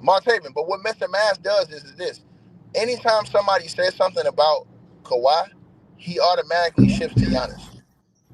He don't never. I already said Kawhi's not getting it done this year, bro. I mean, he don't never stay on Kawhi, bro. He always shifted to somebody else. Listen, I've already said that the Clippers ain't got it done and Kawhi ain't got it done. He sat up here and lied and said that he don't think that the Spurs are clearly better right now than the Clippers. Is that a lie or is that an opinion? That is clear. That is clear. No. That's an opinion. Clear. To be fair, what is the Clippers' record? 2-2. I think they're 2-2. And the Spurs are 4-0. About to be 5 after the night. Okay, what that mean? That mean they better? That means they better than them niggas. So that's how you judge it now. Okay, cool. Hey, take it. Who's better? The Bucks or the Sixers? The Bucks. The Sixers have played a worse schedule. But the Sixers are 4-0, right? Aren't they 4-0? They played a weak schedule. They played a weak schedule. See, Martavian, now schedule matters. Hold on. That's a difference. Hold on. It's a difference if you played the worst teams in the league versus a motherfucker that played both the goddamn Cavs and the fucking Okay. So watch. Hold on, man. And the Bucks play the Warriors tomorrow. The Clippers. The Bucks play the Warriors tomorrow, cocksucker. And when they who did the Clippers play? Okay, fine. Who did the Clippers play in their first 4 games? Nobody. The Clippers played the Utah Jazz. Got their ass beat. They played the Utah Jazz. Hold on. They played the Utah Jazz. Phoenix. They played Sacramento. They played Sacramento. And they played another ass team. And they didn't play no goddamn Sacramento, bro. What are you talking about? They played Sacramento? They played They played No, they didn't. They played Phoenix. My bad. Not them. They played Phoenix. Yeah, they played Phoenix, Utah, Golden State, and who else? Right. They lost to Utah. They beat Phoenix. Yeah. And they beat another weak ass team. And then they lost. You don't know who they played? You don't know? I'll tell you. They lost to They lost. They excuse me. They beat Phoenix and they beat another weak ass team. They beat They played the Blazers. Yeah, so they beat those two teams and then they lost to, and then they lost to the Clippers and they lost to Utah. They lost to Utah and they they lost to the Warriors. Warriors. They lost to the Warriors in Utah. Okay. Right. So that ain't saying shit. Let me look at the Spurs record or just who the Spurs played. Right. The Spurs destroyed the Mavs. They destroyed the Mavs the first game of the season. Let me see. The Spurs had a tough schedule. Spurs don't play some. Nah, listen. Outside of the Nets game, I think they've had a pretty good schedule. The Mavericks are good. I think the Pelicans, I don't know. And I think the Raptors are good. So, okay, that was a good game. That was a good game between him and Wemby and I think. Listen, I agree. The Spurs had a tougher schedule. Okay, we agree on that, but it doesn't make them better. Clearly, it does make them better, bro. It does, man. If the Spurs play the Clippers today, who would you pick in that game? The Spurs, probably. Right. So then the Spurs. I can say that they're better. Listen, I can say a team is not clearly better and still picking to win the series. Man, I know basketball. That means you're clearly better, bro. If you beat somebody in a 7-game series straight up, you're better than them, bro. All right, so before I go, the Clippers, man. You are, man. Their legs look heavy, Marte, man. Their legs look too heavy, bro. 4 out of 7 times, man, you better than them, bro. It depends on how you beat them, but the Clippers' legs look heavy. This shit, man, bro. This dude, man, is unbelievable, bro. If you beat a team 4 out of 7 times, bro, you better than them, man. It's just that simple.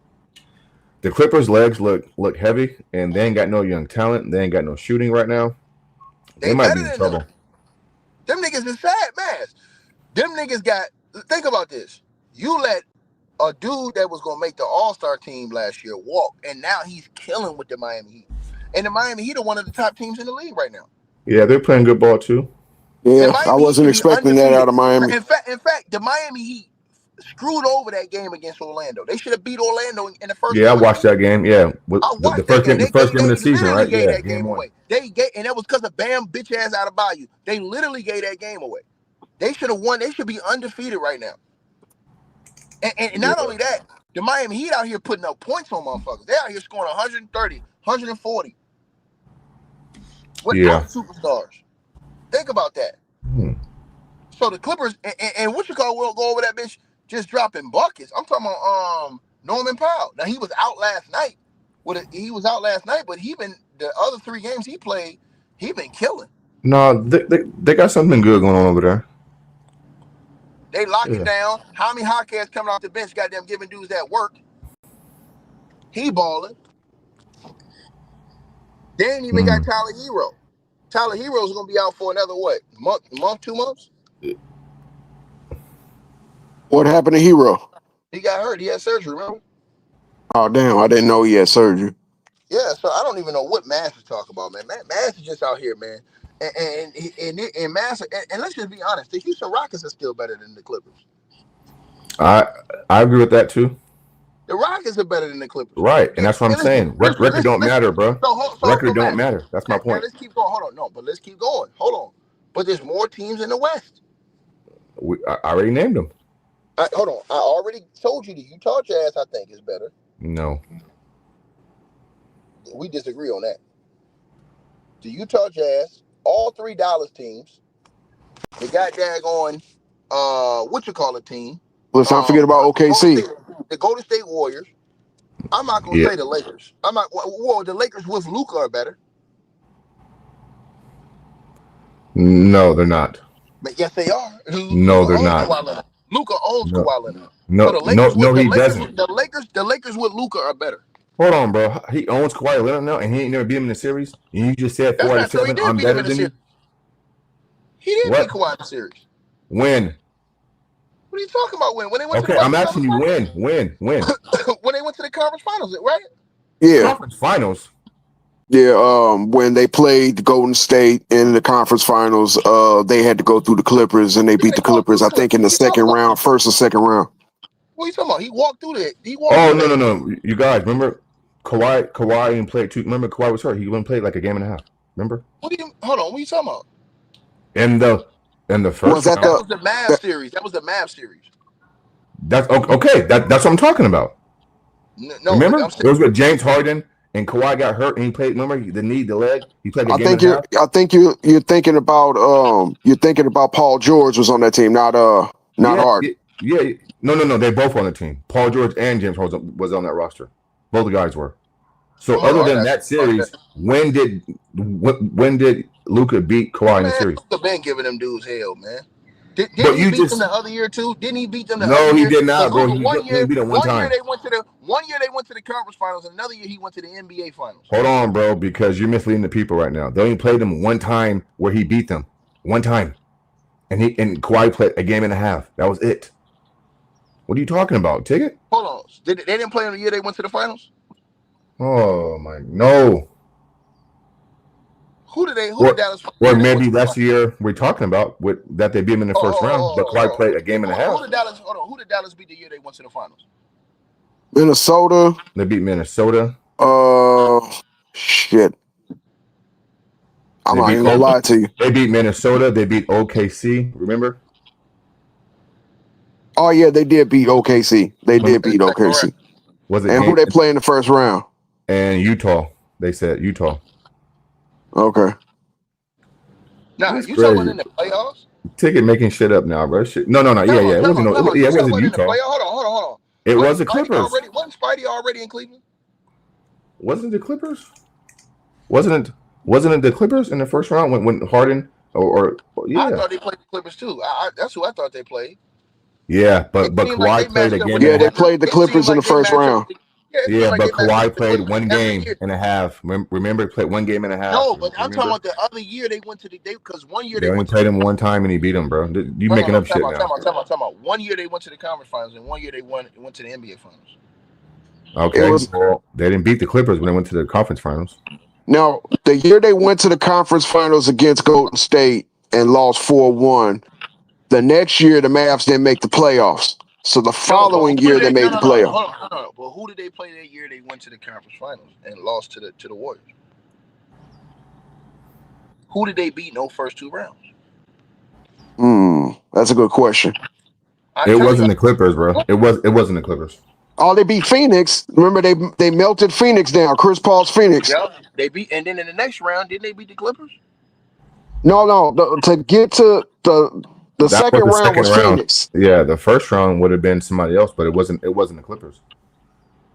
Hold on, bro. Look that up, Marte. Who did they play in the first round?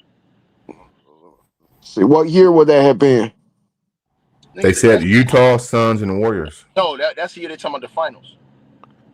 What year would that have been? 2023? That's the conference finals. No, I'm saying, hold on. I'm saying I need Martavian to look up the year, those 2 years. The year they went to the finals and then the year that they went to the conference finals. Those are the years I'm talking about. Hold on. Was that 2023? You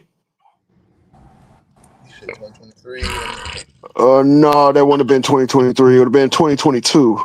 This man said that Luka owns Kawhi. Stop it, bro. He does. How? That nigga been scorching Kawhi's whole fucking career. Has he been in a 7-game series? Bro, when he played? They played the Pelicans. Well, no. They played the Jazz. They did play the Jazz. They beat the top seeded Suns. Then they lost to the Warriors in the conference finals. That was when the Warriors won the championship. So that's 2022. Let's talk about that early year, man. Those early years, Kawhi's teams were stacked over Luka's teams, and Luka was still taking them motherfucking 6 games. No, they weren't stacked. They weren't stacked. Kawhi's team was stacked. What the fuck? Now you praising 6 games? Now we praising going 6 games? Team was stacked versus Luka's. So the year that they beat the Clippers in the 4-5 matchup, Dallas beat the Clippers in the first round.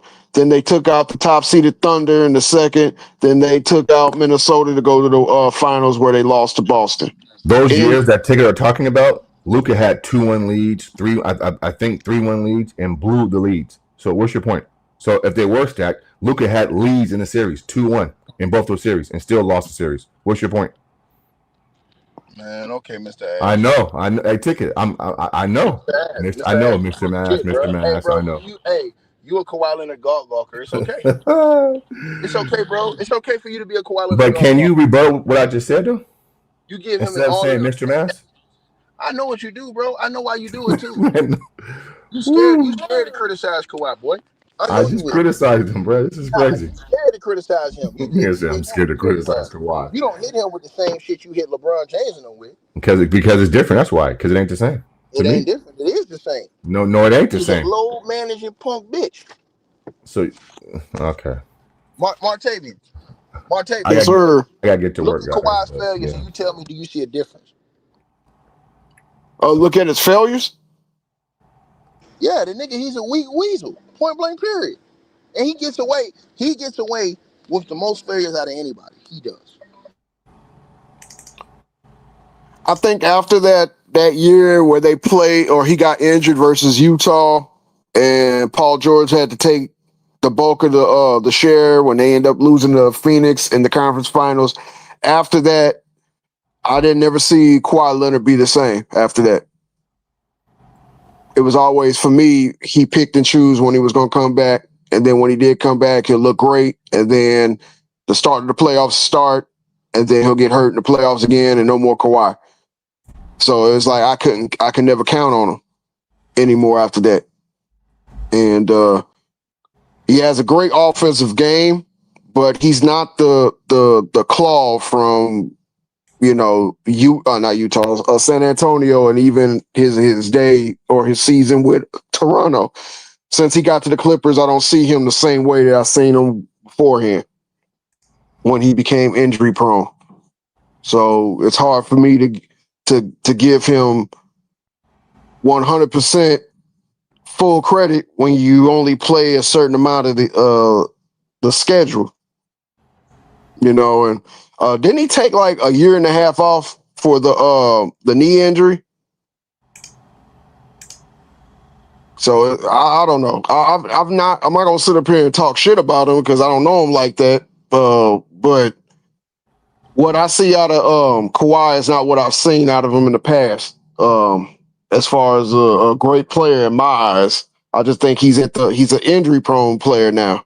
He's more of a I'm not gonna go as far as say buoy, but he's just very injured now, and I don't know, but to say that he's on the same level with Giannis and Wemby, I don't see that now at the point of his career that he's at now.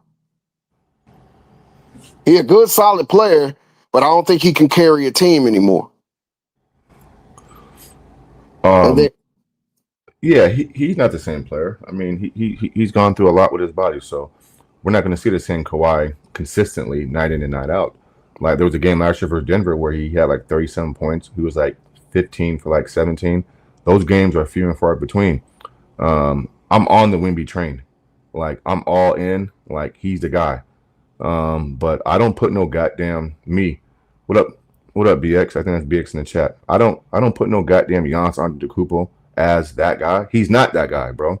Giannis ain't got it done since God knows when, bro. Since that lucky ass chip, he ain't got shit done. He been getting his ass kicked, and we killed Kawhi for being injured.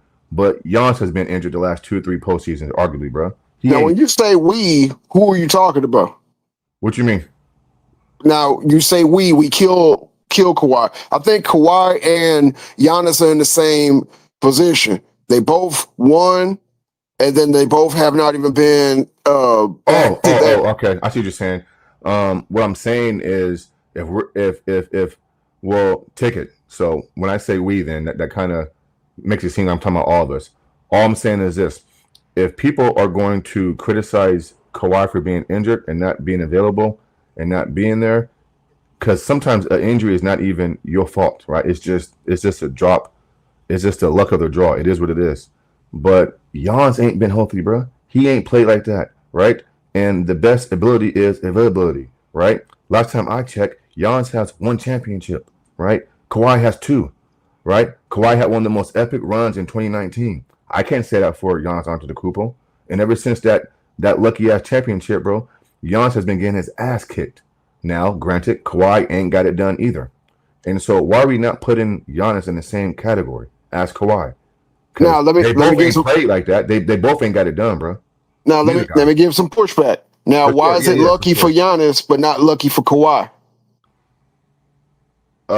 Because I don't think Kawhi Leonard played a postseason run where he ran into teams where those teams were, other than the Warriors, without Kevin Durant And Clay. and who?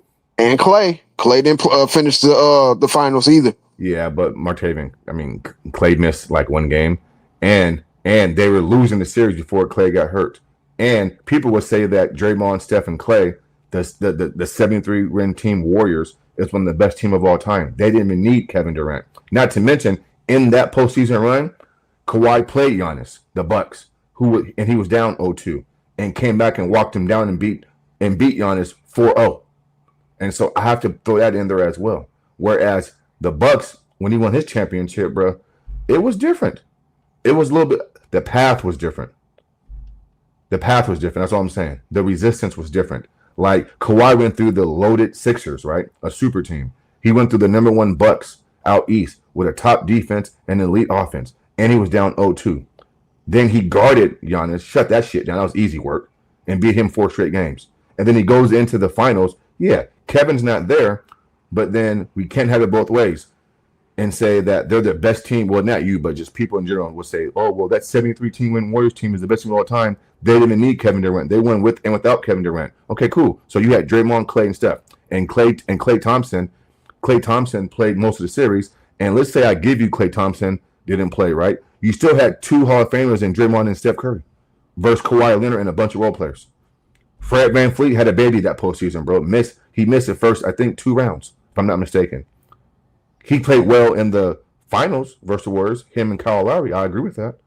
But, yeah, I mean, why are we not killing Giannis for, or people killing Giannis for him not being there, or a leg injury, like a calf injury? Like the past 2-3 years, bro, he has not been available when it mattered the most. And the same can be said for Kawhi Leonard. I agree with that. Now, last year, Kawhi played. He just didn't get it done. He didn't get it done last year. But Giannis played too, and versus the Pacers, and you mean to tell me that those games came down to the wire, and we saw Tyrese Halliburton closing shit out.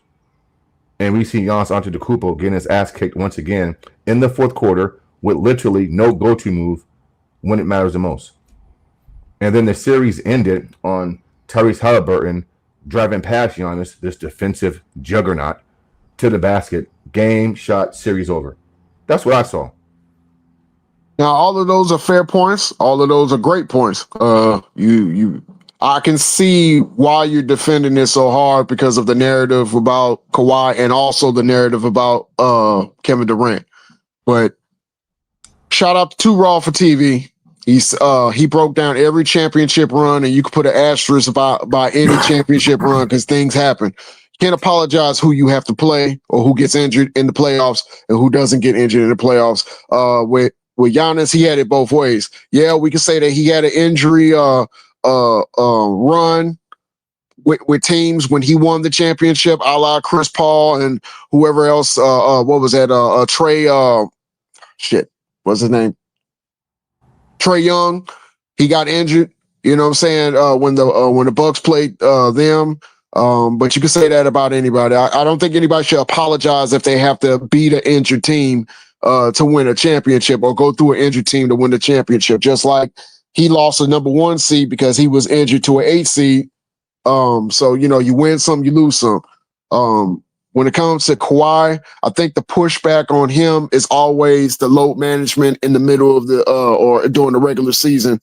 And we don't see Giannis load manage in that same fashion. I think Giannis, you can say what you want about him not having the bag or him not having this or him not having that, but what he does have, he does give you 100%. He does.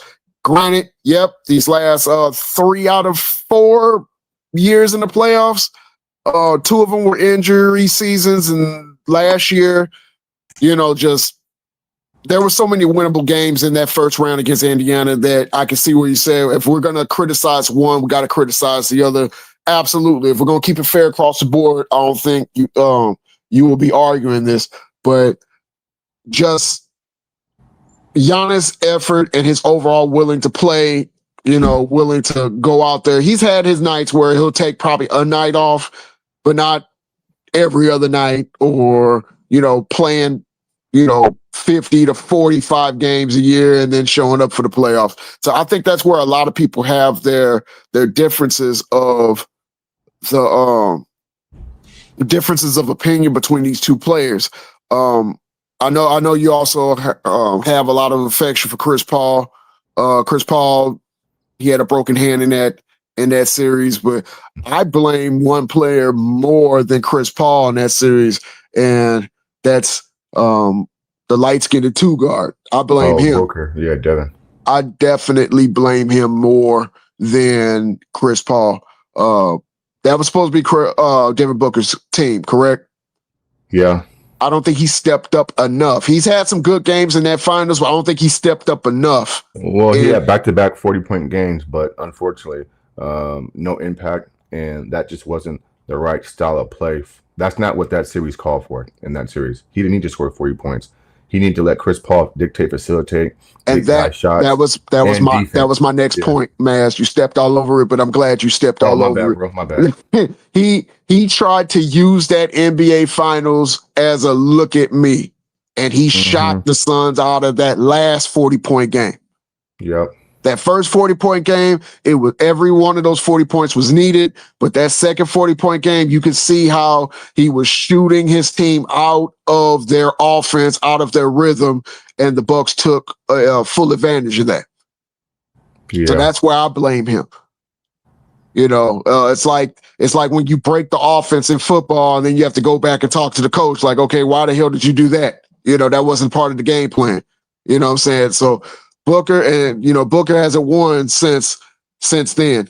Until he changes, and I know we're talking about Giannis and Kawhi, but I just got to say this: until he changes his mindset, he's never going to win a championship. Never. But back to Kawhi. Kawhi's just different. I don't expect him to be the younger Kawhi. Just like you said, he has his spots that he picked where he can give you 38 to 45 points. On good shooting splits in the right situation. I don't like the fact that James Harden's on this team. I'm sorry. I'm not.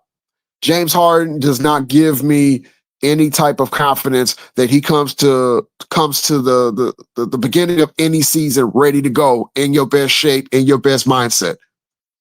He's always going to be the albatross of a team because of how he acts on and off the court, his mind on and off the court. Yeah, now we cooking. Now we got the pot boiling. I'm with you on that. Last night at halftime, and I can't stand Tracy McGrady, but I saw T-Mac, Vince, and damn it, who's the third guy that was on the set? Whatever, I forgot. But damn it, was it Kendrick? I'm not sure. But they talked about James Harden being aggressive offensively and shooting the ball well. But he had 0 assists. And so, again, that's why I say, like, scoring points to me ain't the measuring stick. It's you have to play how the game calls for you to play sometimes.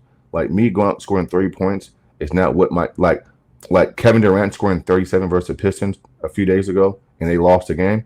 That's not what that game called for. Like, you have to read the room. And so, I'm with you. Not only did the Clippers re-sign James Harden, bro, they give him a player option, which means the ball's in his court. And so just pure stupidity. So any team that has James Harden on it, which is the Clippers team, obviously, they're in no position to win, bro. He's a loser. He brings a losing mentality. He brings in a loser. Chemistry. He brings in a loser's chemistry. Him just oozes. He's a loser. And he's so selfish, bro. Did you see what I saw? I saw a player trying to score 30 to get himself back into shape. Not somebody that was like, well, if we need some clutch shots by me, I can do that because I am in shape. Yeah. I mean, you saw him get to the basket last night a lot going left. And normally he's like, 3-point shot. Well, he'll get to the basket on occasion, but like he was passing up good shots for other people to get his own shit off. because he's trying to play himself back into shape because he never takes his off season seriously. Right. I saw the pictures of the way he looked. Now, in contrast, there was pictures about Luka after the end of the season and when he started working out, and there were pictures of Harden after the season, and then this motherfucker blew up to a pumpkin again. Because if you're so worried about going to strip clubs, eating honey buns, and this, that, and other, then you're costing your team games in the beginning of the season. So by the time when you gonna be back in shape? December, January, you could be completely out of the goddamn playoff picture by then. Yeah. Why not be focused? You said that you wanted to win. That's one thing that he said. He's crying to the media. All I want to do is win. Well, I can't fucking tell when you come back out of shape or you come back being the exact same goddamn player you was last year and the year before that and the year before that. Maybe your play style needs to change so it could be conducive towards winning. But when it's all about you, I got to have X amount of points. I got to do X amount of things. I got to do this because it's going to hurt or help my brand. That's a selfish ass player. You cannot have a selfish ass player on any team that you're trying to build a championship to run out of. Just can't have it. No, you can't have that. And shame on the Clippers front office. You know, they got some guys there who are experienced and they know better. They know better. You give this man a player option, which means like he dictates what's going to happen now. He can opt in or opt out. And like James Harden is not going to change his stripes. He is who he is, bro. He's James Harden. And so I saw last night James Harden over dribbling, over penetrating, playing me, selfish basketball, and not dictating and facilitating the way he needs to be. Just like last year in Game 7 versus the Nuggets. You got Kawhi Leonard standing in the corner looking dumb while James Harden is dancing at the top of the key and shit. Yeah, James is doing God knows what. But when you got a player, Martavian, who says, I'm the system, then your coach in Ty Lue backs up and says, yeah, he's a system. And everything Ty does is centered around James Harden having the basketball. It's a recipe for disaster, bro. So does that mean they need a 100% culture difference for the Clippers? As much as I like Ty Lue, and he's from the same state I'm from and everything. I watched his whole career. I do not think Ty Lue is that type of coach that's going to instill fear. And I don't mean fear, people being afraid of him. It's just like, damn, if I fuck up, I might not get these minutes type of fear. Yeah, I don't think he has that, bro. Ty Lue is he's one of the younger coaches, or used to be one of the younger coaches. He's a player's coach.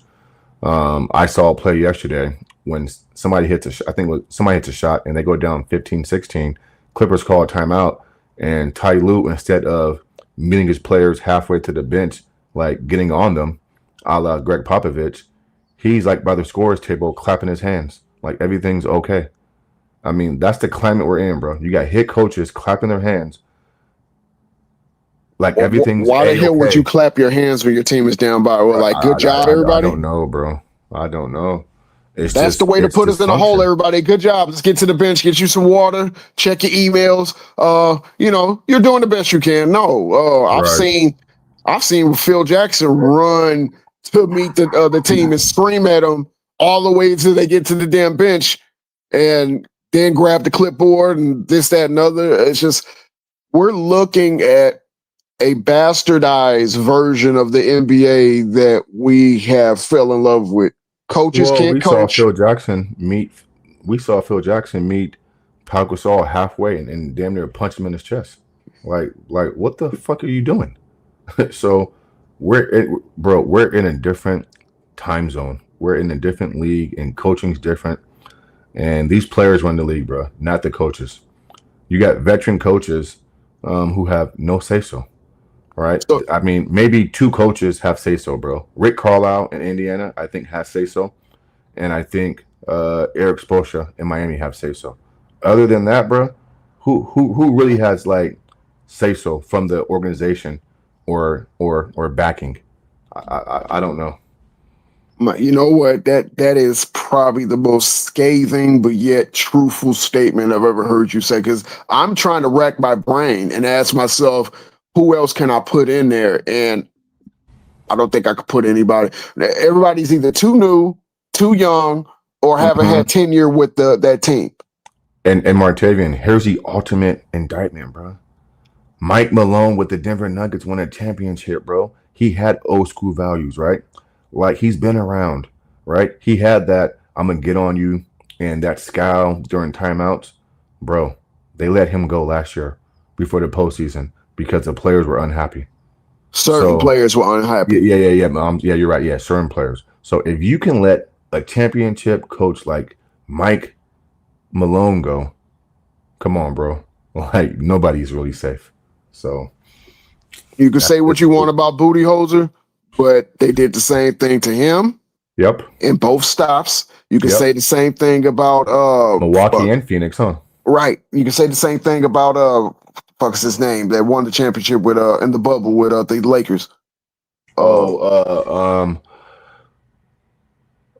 it. I know it just slipped my damn mind. But who won the he used to coach the Pacers. And Orlando, and took them both to the playoffs. You're talking about Yeah, the name just literally Vogel. Thank you in the chat. Oh, Vogel. Yeah, Frank Vogel. Same thing with Vogel. After he won a championship, they only gave him 1 fucking year extension on that championship run. And then when they built that super team, and it wasn't Frank Vogel that built the super team, it was the front office that built that super team. They won 33 games, and he's the one that has to get the axe. Because he was the one trying to get certain players to practice, but they didn't want to practice because they're divas. He was the one that was like, well, I don't think Russell Westbrook's going to be able to run my offense the way I want him to run my offense. And they're like, well, these are the pieces that we got. I don't blame Russell Westbrook for anything on the Lakers. And I don't think that he should have got any of the vitriol that he's got. You knew what type of player you was going to get. He's not the one that needs to stand in the corner and wait for a damn open three. He's the type of person that needs the ball. He needs that usage. He needs to break down the offense. He needs to drop off passes. That's the type of player Russell Westbrook has always been. However, when you have somebody telling you in your ear, play your game, and you do, but then when the media is up your ass and you don't say anything, and then you low key try to agree with it, nah, that's I don't know. I don't like that. You know, we have gotten away from the type of styles make fights. Every goddamn team runs similar to damn near identical offense. That there's no creativity. Of course, that white boy with the Lakers that is not Luka can get 51 when you're running the same type of Luka offense, and with all you did was just plug in a different player. You know, there's no way in hell any defense should allow, you know, Austin Reeves to get off 50. I had to stop watching that shit after a while because it's like they're running the same play over and over again. And he's getting the same goddamn shots over and over again. It's like you don't call a not just timeout. that, bro, but that's a game that I didn't go to because Luka didn't play. So I was going to go to that game, but I didn't go. But not just that, bro. I have 2 issues with that game. The first issue is, well, actually 3.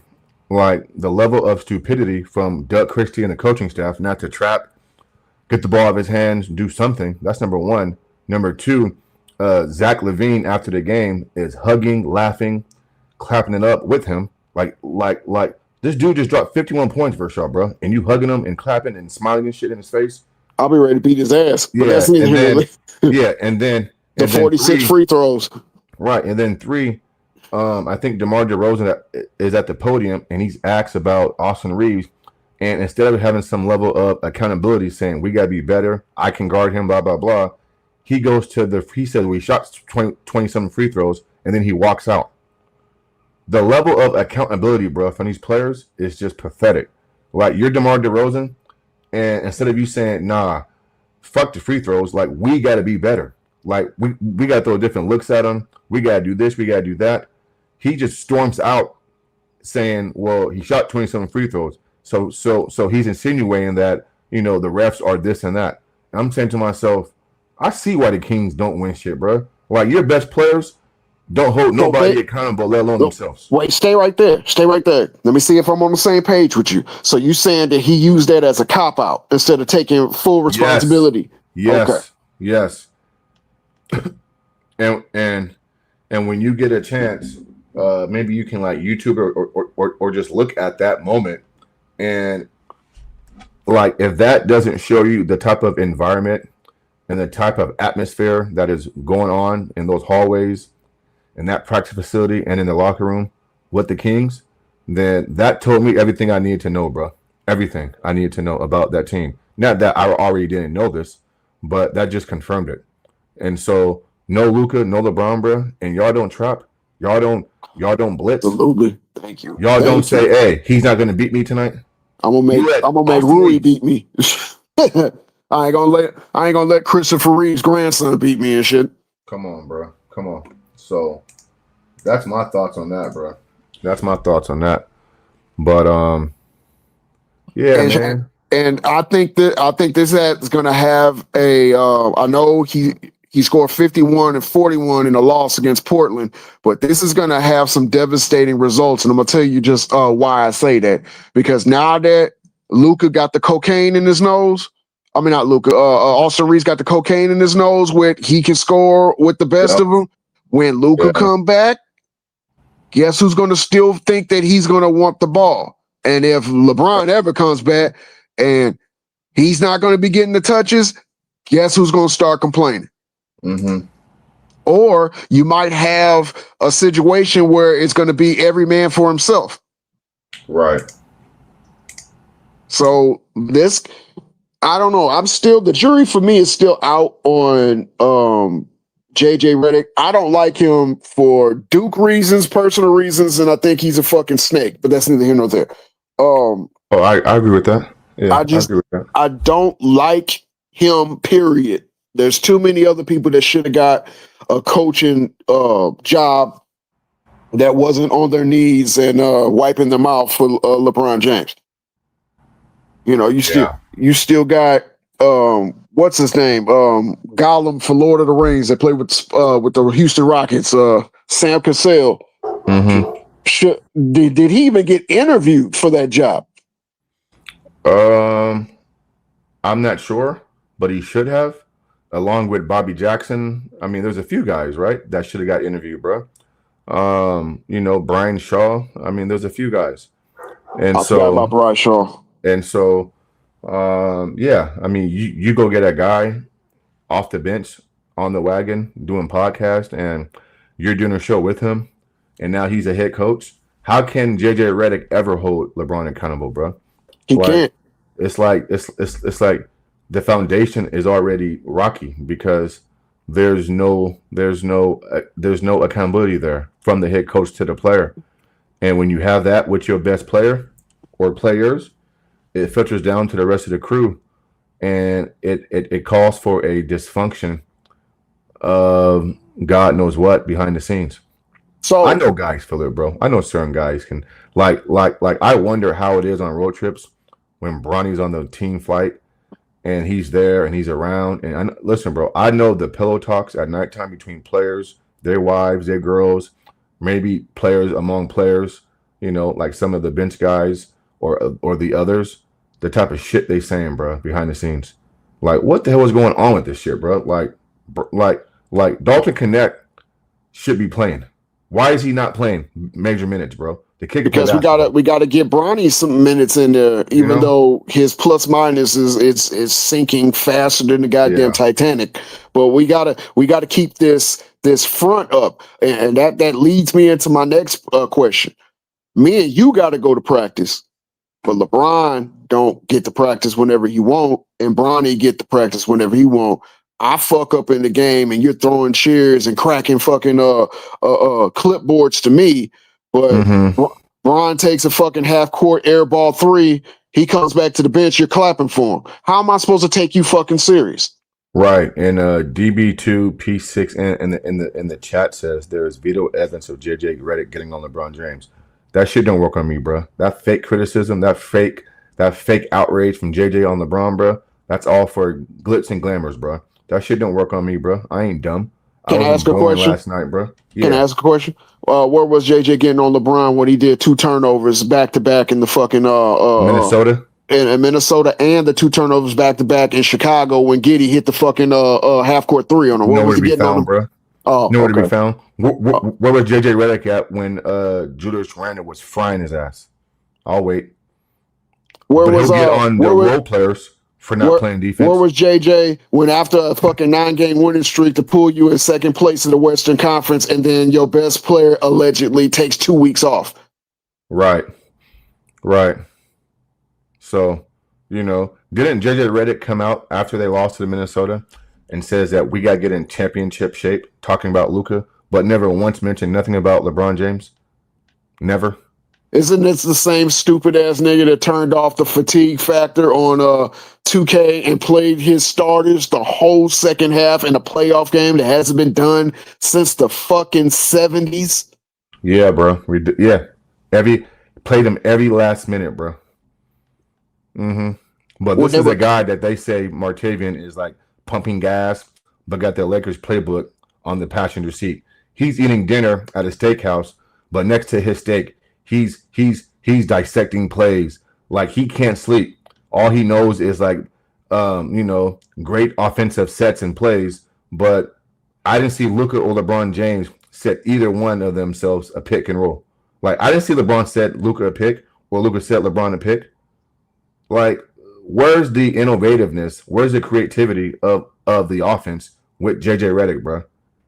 Well, it's funny. It's funny you say that, because when the game was tied, actually they were up by 1 with less than 2 minutes, and Luka had the ball. LeBron was on his left-hand side. The screen on the right-hand side came. You notice how LeBron went to get into Luka's way instead of getting out of his way, to the point where he had no choice but to pass LeBron the ball. And what did he take? A 27-foot 3. Yeah, right, I'm pretty sure you drew that up. I'm pretty sure you drew that up, JJ. That was probably the best set I've ever seen in my life. Yeah, how many easy shots? How many easy shots how many easy shots in a JJ Redick offense do the Lakers get per game? Like backdoor cuts, layups, down screens, backdoor screens, pick and rolls, etc. None. Like, I don't see no easy offense for this team, bro. No easy shots at the basket, really. Why are you not utilizing a big man that you said is a key piece to your success this year? And I have not. Has he ever got 20 and 10 this year? No, but he's averaged a double-double on every team he played for. So that means that you're only utilizing players that you identify with, a la Austin Reeves, a la Luka. Right.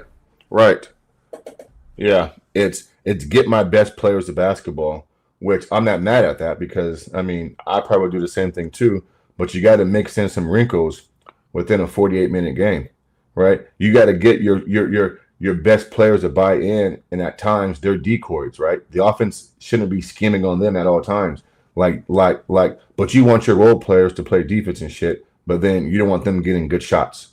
Okay. But you want them going all out defensively, wasting energy, and then come back down on the other side of the court and just watch Austin, Luka, and LeBron just jack up shots.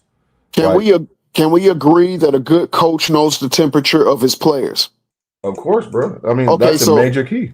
So knowing that, when Portland comes into your house and that's your center's revenge game, why does he not get touch after touch after touch after touch? Yeah, good point. And if I misspoke and said that Ayton didn't score 22 and 15, then my bad. Yeah, I must have. Okay, I missed that. So maybe he did get a 22 and 15 game this year. I gotta. What did he get? 22 and 15. I don't recall that, bro. No, Ace 5. Who did Ayton get 22 and 15 on? I'm just curious. Let me go look, bro, because I don't remember that, but it wasn't versus the Kings. Does he have 22 total points and 15 total rebounds for the year? Let me see, bro. He says versus the Kings. Versus the Kings, he did? Oh, okay. He could be right. He could be right. I'm looking at it right now. Let me see. Yeah, he did, bro. He did. Now, was that an overtime game or 4-quarter game? Nah, it was 4-quarter game, I believe. It was 4-quarter game. And that was against, I mean, it doesn't matter. I mean, he dropped 22 and 15, and he's averaging 15 and 9. Hey, look, hey, Martevin, there's this dude named Tyson. He's from LA. Oh, you know Tyson? Yeah, Phoenix fan. Yeah. He's a fake Kobe fan, but he loves LeBron James and shit. Oh, me and Tyson have went back and forth on T Price's channel. He claims he's a Laker guy and blah blah blah, but he would never criticize the Lakers the way we are, bro. He thinks JJ Redick is an awesome coach. He's in the chat now talking about y'all cap. I know. That's why I mentioned his name, bro. Yeah. What up, Tyson? But he a cool dude though. I love Tyson. I love Tyson. Cool dude, bro. I could talk with Tyson all day because he's a cool guy. But yeah, man. But just to your point, bro. Like, I mean, this Lakers team ain't going to go deep, bro. If they sneak into the playoffs as a 7 or 8 seed, it's going to be very tough to win a series. They just don't play the game the right way. I don't buy into or subscribe into this that they ain't got enough talent. Like I don't believe in a team has to be built completely or you have to check every box to win. Your great players have to be great, Martaven. That's why they're great. A great player can overcome a better team, or maybe I'm lacking a ticket. Tyson is backstage. Martaven, some great players can say, yeah, I don't have the best matchup at the point guard or the 5, but you know what I'm going to do? I got to do a little bit more. Why is it that we think players need 1 through 5 to be complete and like above average players to compete and win? Nah, like I'm a superstar because I can do super things. Well, let me ask you this. I probably already know the answer, but you play spades, right? Yeah, for sure. So you don't have to have the best hand. You just got to know how to play your trumps. That's it, bro. Yeah, for sure. Yeah, your spades. Yeah. So if you can let a whole bunch of shit walk, but when it's time to crack heads with those damn spades, if you do it right, you can set anybody's hand. I say all that to say this: star players are supposed to be the trumps, but if you burn that trump out early and don't use it in the 3rd, 4th quarter or in clutch times, then what's the point of having it? That's a great point. Yeah, so it's not what you have, it's how you use it. And I do think to a certain degree we can say what you have matters, but we got to get out of that mindset when you have top players and your top players ain't playing a brand of basketball which highlights your team's strengths. It can't just be I'm Luka, LeBron, and Austin Reeves. I can get my shit off, and that's all that matters. Nah, like it's your job along with JJ Redick to get this team playing good basketball. That's all I'm saying, bro. The best example of it was that Lakers in 5 bullshit that came and went, because as soon as they got to the playoffs, it was Lakers in 5, but they were wrong because it was Lakers out in 5. We can sit up here all day long and say the Lakers had the most talent than the Minnesota Timberwolves, but it's the way the coach used the pieces that he had. Gentlemen swept the damn Lakers, the high-powered Lakers. He used Gobert, who nobody is sitting up here expecting 25 and 20 out of, and put him in a position to get 25 and 20. He used a player that used to play for the Lakers that everybody pretty much shit on the last couple of years in the playoffs, and he was eating off of LeBron's lack of defense and off their lack of using and rotating big men. So, he basically set a 10 hand is what he did. Yeah, that's a fact. Yeah, that's a fact. You ain't beating shit in no damn spades already. I know how to hold my trumps, and I know how to count cards. So if you really want to do that, we can do it respectfully. Because you don't have to just run your goddamn spades just because you want to. Matter of fact, you're supposed to cut before you run spades. So you gotta cut first, and then once you start cutting, it's on after that. I hope you black saying this shit. Stop. The Timberwolves were just now the Timberwolves were just better, but everybody was saying Lakers were 5. They were even saying Lakers were going to beat the OKC Thunder based off the small sample size we saw with Luka on the team. All right, they were just better all of a sudden. Okay, yeah. Nobody picked the damn Timberwolves in the mass media to beat the fucking Lakers, but since we've already saw the end result, now the Timberwolves were better? Oh, okay. That's how that works? Oh, my bad. I'm sorry. It says, I yelled at JJ one time behind the bench when he had a certain lineup last season and he called a timeout right after a fan calling him out. Oh, shit, it went past. Oh, where's Tyson at? Bring your ass up here, Tyson. Lakers had no defense, no big man. Come on, bro. Okay, cool, no problem. But that's not what everybody was saying. They said that they would not be surprised if the Lakers go to the finals. So we cannot sit up here and change that just because they lost in the first round. We knew they had no defense. The only defensive person that they had at one point was AD, and they traded him for Luka. Mash, you still in here? Or did he leave?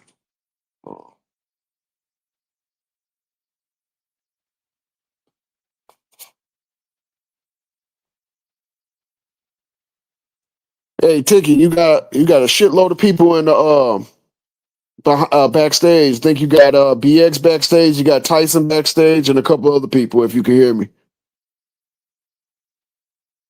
Tyson says facts. He says a out of shape Luka at that. Yeah, so it's like, of course they could put up points, but they were going to definitely give up points. Says Luka was hurt too. Hurt though, my bad. Yeah, he wasn't 100%, but even at the percentage that he was putting up points. He looked like Luka, but he wasn't. He was just a thick version of Luka.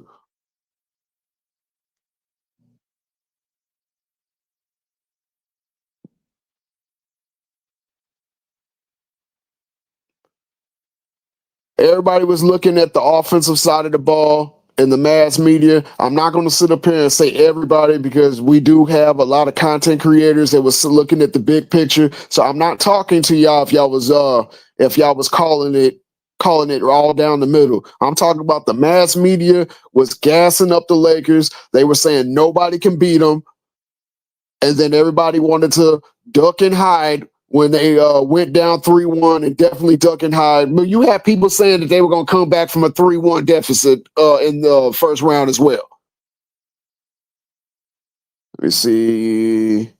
The supposed stars of the Lakers was on the bench complaining about being hurt. Timberwolves took advantage of that huge, unbelievable. Look, not only that, they were crying to the refs after every call, not getting back on defense in certain plays. You know, they were playing it like we are the Lakers. We should just win this just because we took the floor. And it's the playoffs. You're not going to get the same calls you got in the regular season in the playoffs. 35 years of watching basketball has always taught me that. The playoffs is a different animal. A big issue defensively is we have weak wings, defenders, and Luka and Reeves. No point of action defenders. They can penetrate easy and move.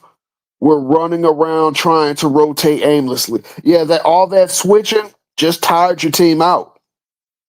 There are times they had leads, but because they put them on switch, that ruins your legs. So guess what happens when your legs is ruined? Your shots start missing, start being short, start getting gassed. So then guess what? That 10-point lead, turns into a 15-point deficit real quick.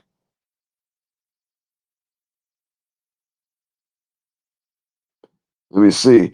First week of damn, it keeps disappearing. So that's facts. Point of attack defenders, absolutely. Tyson, what is PAF? Or was that a typo? Luka's needs bleeding. Yes. Well played. What's that?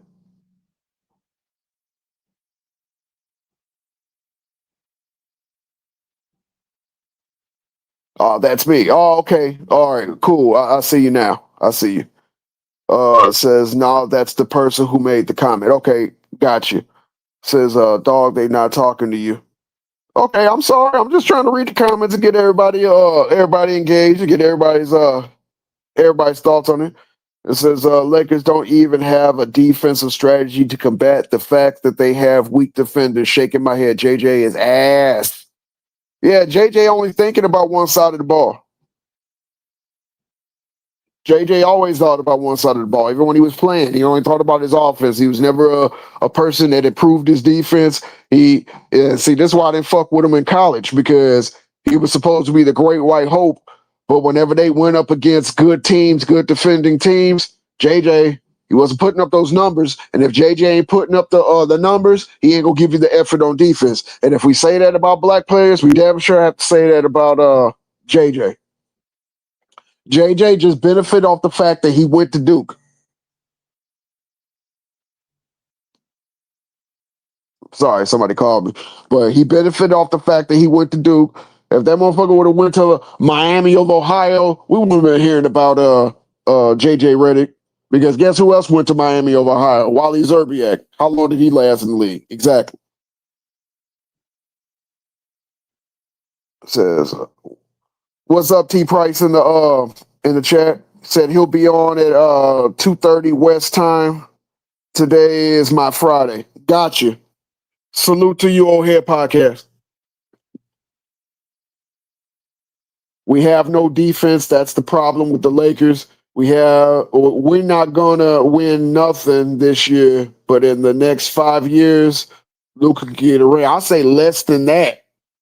I'll say less than that. I'll say about the next 2 to 3 years, because the leadership group is not in the business to not build a contender. Look at what they're doing with the Dodgers. Right now, the Dodgers are in the damn World Series. Last year, the Dodgers was in the World Series. A couple of years before that, the Dodgers was in the World Series. They are in the business to building contenders to get that money back on their investment. So they're not going to wait 5 years. They're already planting the seeds now. Tyson, I agree with you. Wally was nice, but if Wally would have went to Duke, he would have got the same type of publicity that JJ. I actually think Wally Zerbiak was better than JJ. Quiet as kept. Says you're definitely right.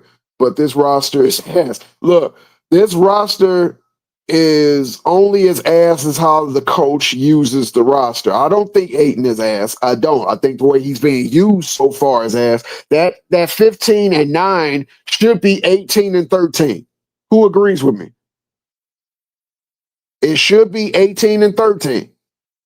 You can't just run the offense through a guard and forget about your big man. You just can't do that. Big men have to be fed to stay engaged, not only offense but defensively. Says get rid of the big dummy LeBron and Lakers would be good. Hey, there's a lot of people that agree with you on that. He says, nah, Ayton been playing well. Okay. Explain to me, because again, I'm not gonna sit up here and act like I watch every Laker game, because I don't. I'm in the Midwest. So by the time the Lakers games come on, I'm already in the bed. So explain to me, Tyson, because you're good at explaining shit. Explain to me how Ayton has been playing for me. Let me see. He says, I agree. It says, then you got JJ running the stars into the ground. Now it's early, but I can see that. I don't know about Luka's finger injury. I'm not gonna sit up here and speak on that, but it does kind of seem weird that after 2 games you got to sit out for a week because your index finger hurts. I don't know. Says LeBron eating the cap space. That's why the team is in. You know what? There's a lot of people that don't understand why that's a big issue. You can get a few good players for that 52-5 that LeBron is eating up. If he did not want to stay with the Lakers, why did he opt in? That's something I never really understood. But and you can't even get no return on your investment because he's sitting out to try to analyze what his next move is. Says Ayton is okay. Don't get me wrong. He could get 15 and 10.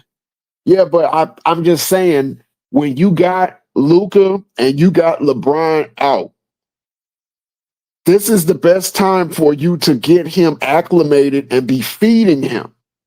And the more you feed him, I feel, I could be wrong, but I feel like he will be able to respond even better on the defensive. Says, but that's not enough for the playoffs in general. We get we expose. Exactly. Lakers will win when LeBron retires or gets traded because he ain't trying to retire anytime soon. Says Anton needs to focus on rebounding and defense, patrolling the paint. If he does that, that's a success for his position. No scoring need for him. I can see that point. That's a fair point. Ayton be good in the pick and roll. He knocks down the 15-footer. He is not good enough passer and a ball handler to get consistent post touches. So you're saying that using him as best as they possibly can due to his skill set. I'm not mad at that. That's what I mean, Tyson. Okay. So we all agree on that. So based off of his skill set, he's doing the best he can because of the skill set and the limitations he has. So, okay, I see your point. So 15 and 9 for him is probably good enough for right now. Maybe he get some easy looks. Maybe when the defense clears him out, he'll get an under the basket, wide open layup, this, that, another, layup dunk, not layups, alley-oop dunks, then those numbers will go up. But where he is right now, y'all are happy with the effort that he's given. No problem. No problem. I can rock with that. But yeah, this Lakers team is too early to see what they're gonna do. I don't know what their identity is besides pick and roll and letting the wing players get off. But I'm still not sold on JJ. I don't understand what the illusion with JJ is. Okay, yeah, he won 50 games as a rookie coach, but there's a lot of rookie coaches that run 50 games that turned out to be trash. So, I don't understand why they gave him an extension just after his first rookie inaugural season. Reeves will need to learn how to score within 6 seconds once Luka comes back, unless they play back and forth ball. Oh, your turn, my turn ball. Yeah, I don't think that's going to be conducive to winning. Now it might be able to sustain you for a little bit. But do you agree that they probably going to end up doing a trade before the trade deadline? PAF? Well, I'll just call you the engineer. Because I think the Lakers are not done. They're going to wait. They're going to try to stay within the playoff mix. But I do believe, because I'm only going by what the owners group does. They're consistent with solidifying their team with the pieces. Well, it's too early. That's why I say I think they're going to wait, because there's going to be some teams that's going to be completely out of the playoff picture by the trade deadline, and they're going to try to start unloading contracts. So I think they're going to tread water and try to get everybody on the same page now. But the closer they get to the trade deadline, I do believe they're going to probably pick up some extra pieces, get rid of players that don't fit the system.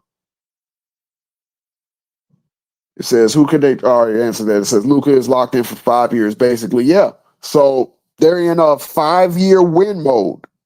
And the 5-year win mode don't start in year 4 or 5. It starts now.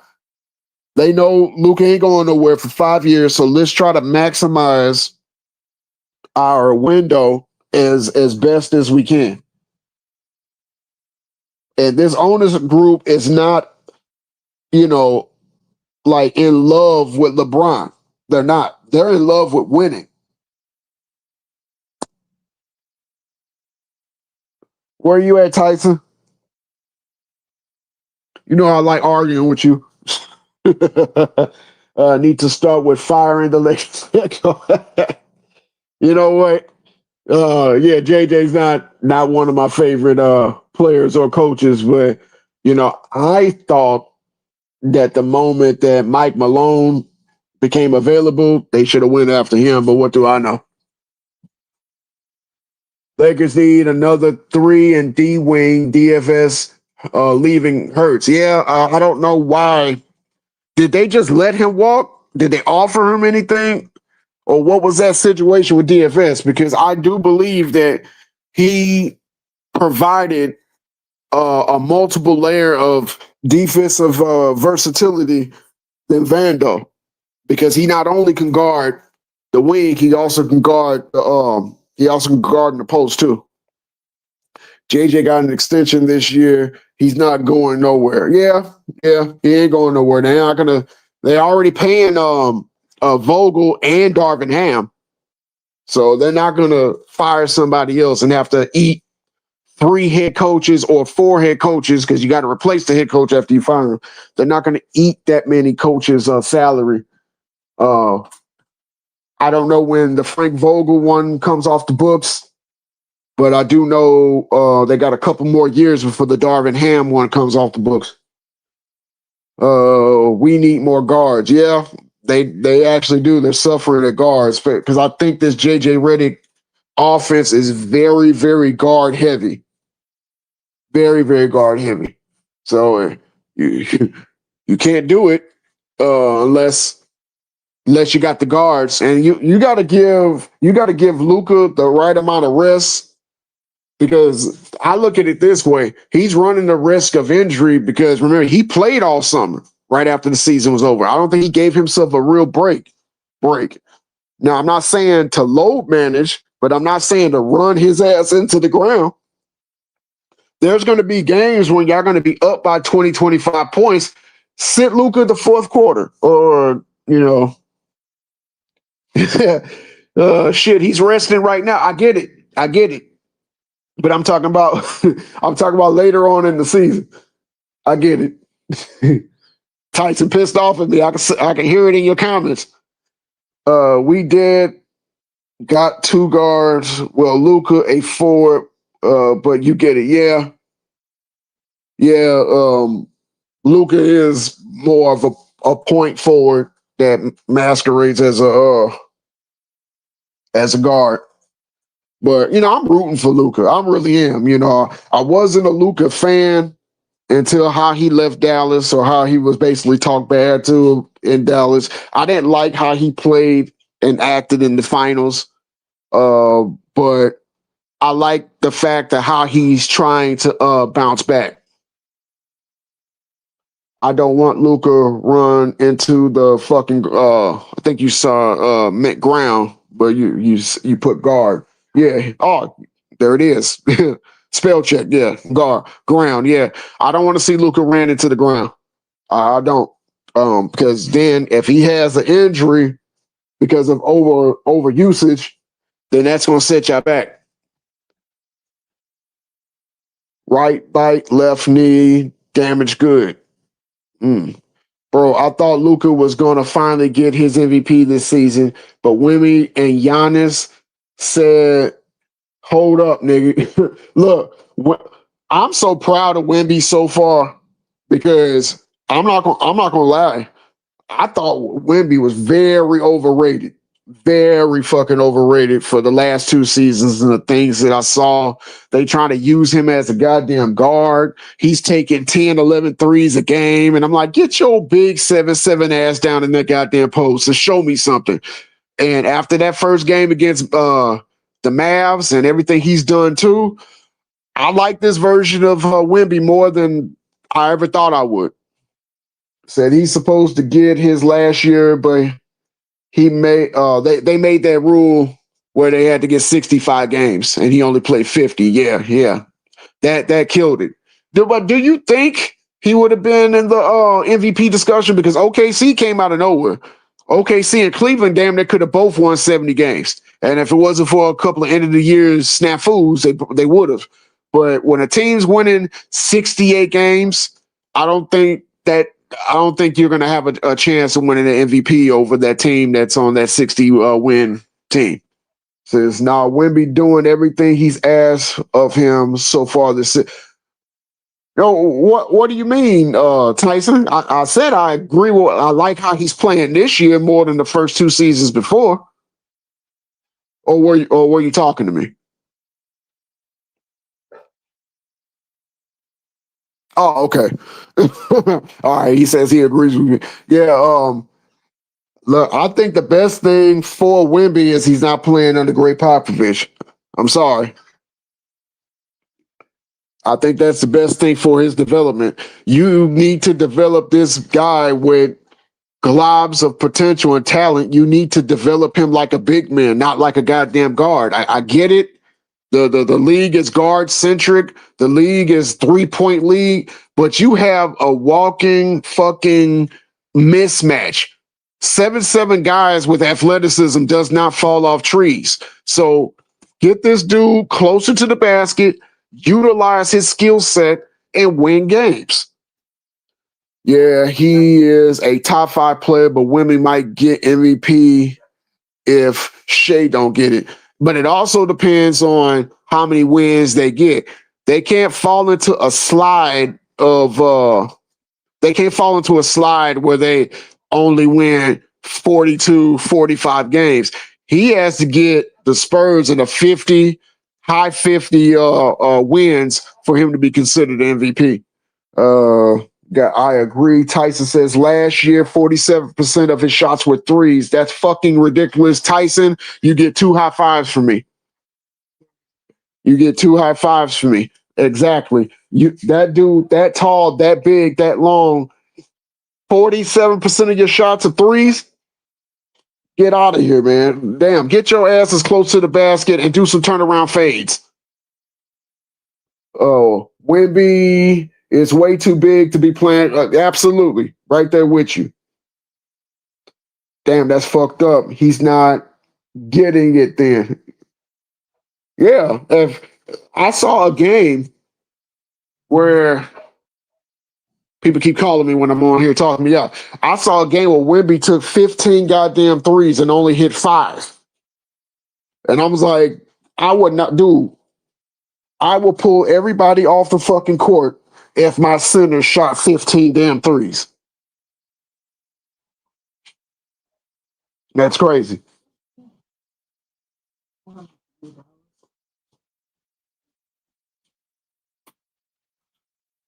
Yeah, I want to see him do good. I want to see Giannis do good. I want to see a lot of players do good. But to see him transform his game literally overnight, I enjoy it.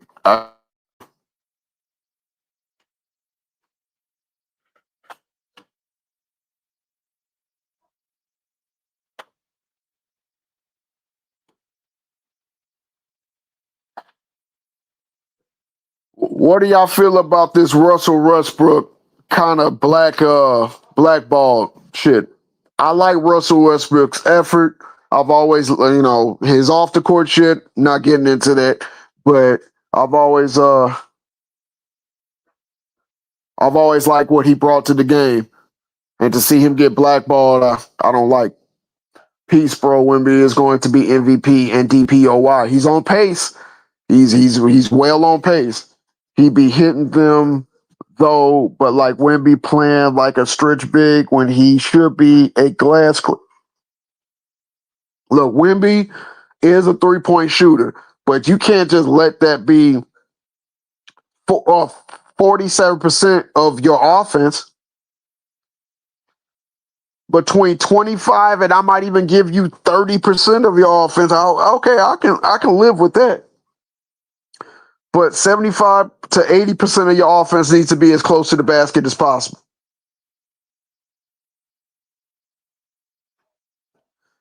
Says Westbrook is going to be respected. I guess you meant when LeBron James retires. But I think the media has did so much to the narrative of his career. If this was any other player, well, I'm not going to say any other player. Let's just say for the sake of argument, if, I don't know, if LeBron James averaged a triple-double 4 out of 5 seasons, we will never hear the last of it, no matter what he does. Russell is Allen Iverson all over again. Great player, but when you lose a step and can't really change your game, what is your value? You know what? Shit, as much as I hate to agree with you, oh man, that's a great fucking point, Tyson. Damn you. Damn you not on the panel right now. That's a great fucking point. But the difference between Allen Iverson and Russell Westbrook is Russell Westbrook does every other thing. You know, we sit up there and talk about people's assists, rebounds, and effect on the game. Westbrook does affect that of the game better than Allen Iverson ever did. Now, Allen Iverson is a better offensive player than Russell could ever want to be. However, damn, I'm mad at you. How dare you? But great point. Great point. And you got somebody that agrees with you too. But damn, I was not looking for that left hook. That's probably why you hit me with it. LeBron James games is the same as well. That's like saying, what is LeBron James' value because he lost a step? That's a good counterpoint. That's a definitely good counterpoint. But it's not necessarily that LeBron James lost a step. I think it's the way LeBron James plays defense now, because for the last 5 or 6 years, he's just been standing around. There's been a lot of 4-on-5s while he's on the court.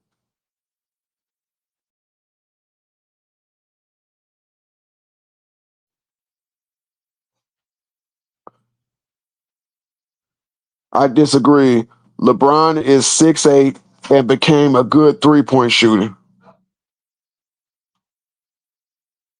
So his value is 3-point shooting? Is that what you're saying, Tyson? Exactly. So what is his value? And we know Russ plays way more defense than LeBron. And another good point. So what? And playmaking. Well, Westbrook playmakes. Iverson was a playmaker with a vision, with vision though, and a high IQ that could collapse an entire defense and find the open man. Russell was more of a opportunist and fast break player. LeBron was 21% 2 years ago. Great point. Russ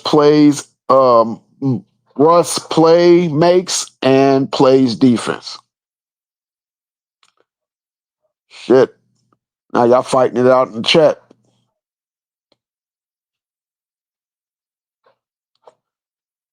All right, Tyson, they got you on the ropes. You need to fight back on this one.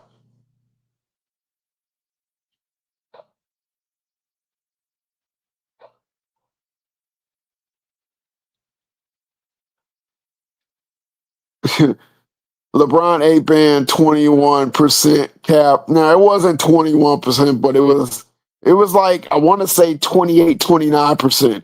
Maybe a tick over 30%. Ticket, you don't know that season that Kawhi Leonard joined the Raptors. He was he was on load management, and during that season, the Raptors beat Golden State twice, once in Toronto and once in Golden State. I do remember that because isn't that the game where Durant put up 51 in the loss and had to give his jersey to Drake? Says LeBron at Russ' age was guarding role players while Russ was guarding players like Shea. I can argue Russ' value is higher than Bron's right now. 32% from the three-point. Now, did you round that up? Was it 31-8 or was it actually 32, Tyson? Because, semantics. And 32% is still not good. And LeBron turned the ball over, too. Where's my other phone? I got to look this up because Tyson will skew the numbers and try to round that shit up. Let me see. What season was that? Chat, let me know what season was that. Was that the 2023 season? Russell Westbrook put up great numbers for 5 straight years. His numbers was better than James Harden for 2 straight, but you'll never hear about it because Russ is not valued. Tyson said 32.1. Okay. Yeah. Because I was going to check. I was going to check. So, Tyson, is that a good 3-point shooter? 32? Because don't y'all kill Jordan for having a 32-point 3-point percentage when he didn't take nowhere near the value? No, down year. Okay. Well, at least you're keeping it consistent. Keeping it consistent. So that's why I fuck with you, Tyson. I may not agree with everything you say, but you keep that shit consistent.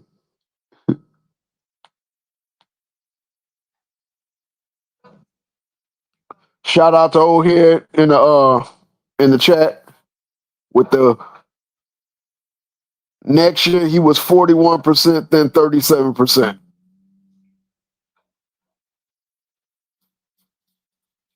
But didn't he purposely not take a lot of threes towards the end of the season to keep that 41%? Don't say no, because I remember they were talking about him passing up threes so he didn't ruin that percentage.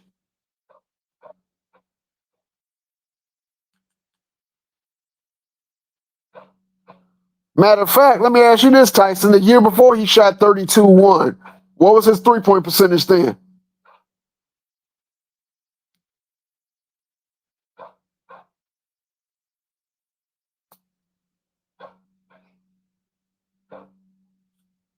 We gonna keep it funky at least. Tyson must be off work today.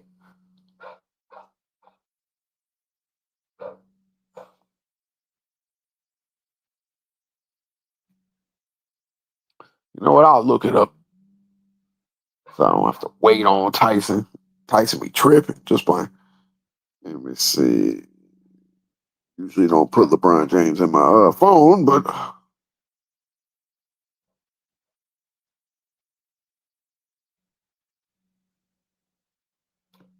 Scooby Pop. Let's go.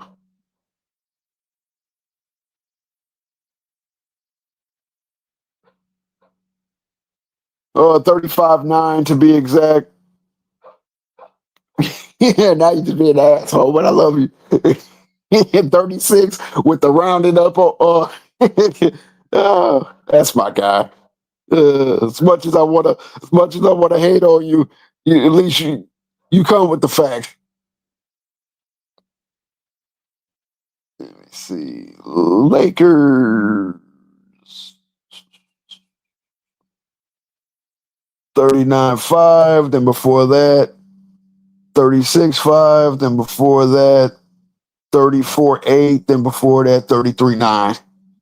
Let me see. I don't think people will remember Russ and Harden in 10 years. I'll say they probably will remember Russ more than Harden because there's nobody else that did 4 triple doubles out of 5 seasons. I think that's one of the things that we I don't think Russ more valuable than Bron at this point in his career. Is it because of the quote unquote winning?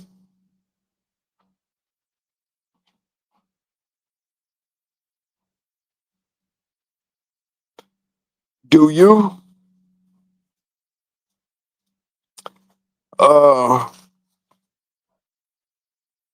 Equal value? No equal value. But value? Yes. Look, Russell Westbrook's not going to sell out of an arena. He's not going to sell out of an arena, but I do believe that LeBron James can still sell out of an arena just based off his name. So if we're going value for value, no. Availability is the best ability, so he has to be more valuable than Bron is right now. I agree with that. On the court, at this point in their career, well, Russ is playing and LeBron ain't. So right now, Russ has more value right now because he's actually on the court. LeBron and Russ still selling arenas out on their name alone.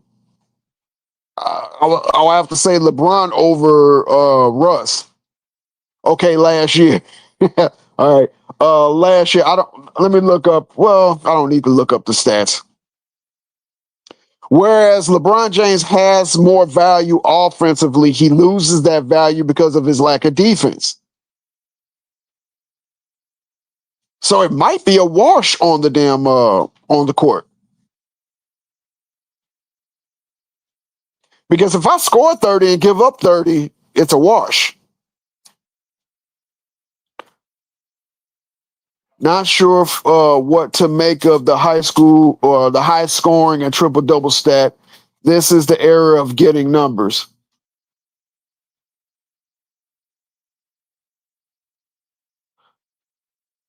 LeBron's plus minus ain't good. The defense wins championships.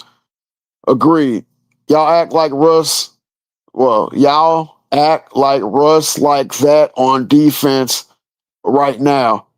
He's better than LeBron, but chill. Nobody's sitting up there saying that Russell Westbrook's winning a goddamn DPOY. Tyson, don't run. Don't do that. You better than that. But I don't see Russell Westbrook sitting on defense or yelling at the refs while his team is on a 4-on-5 like I do LeBron. That has to count for something.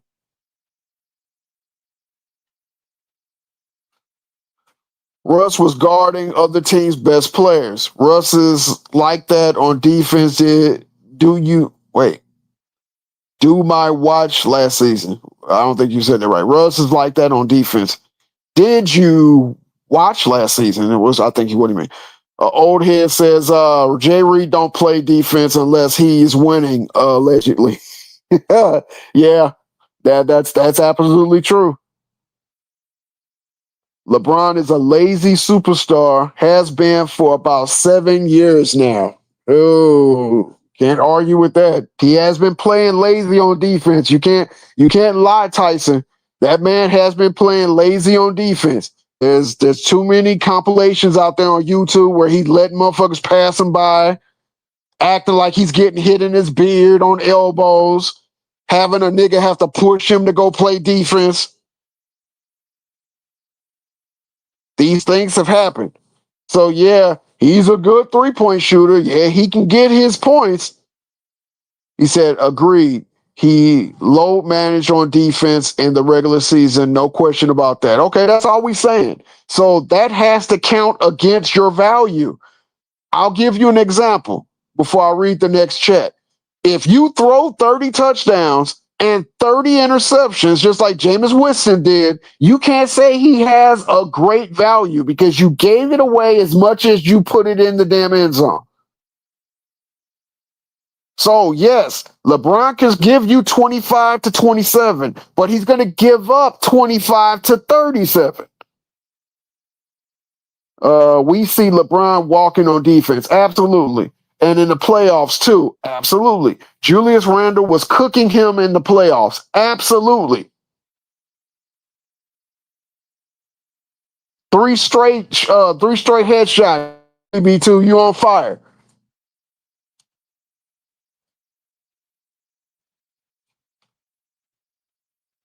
I'm glad Michael Jordan. Okay. LeBron gives the bench as much as he gives the floor. Hell no. Damn right cross. Well played.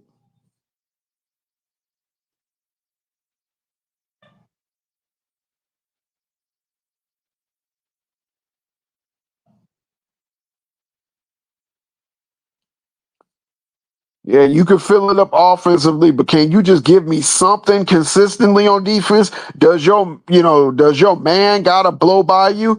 He had who's your top 3 small forwards?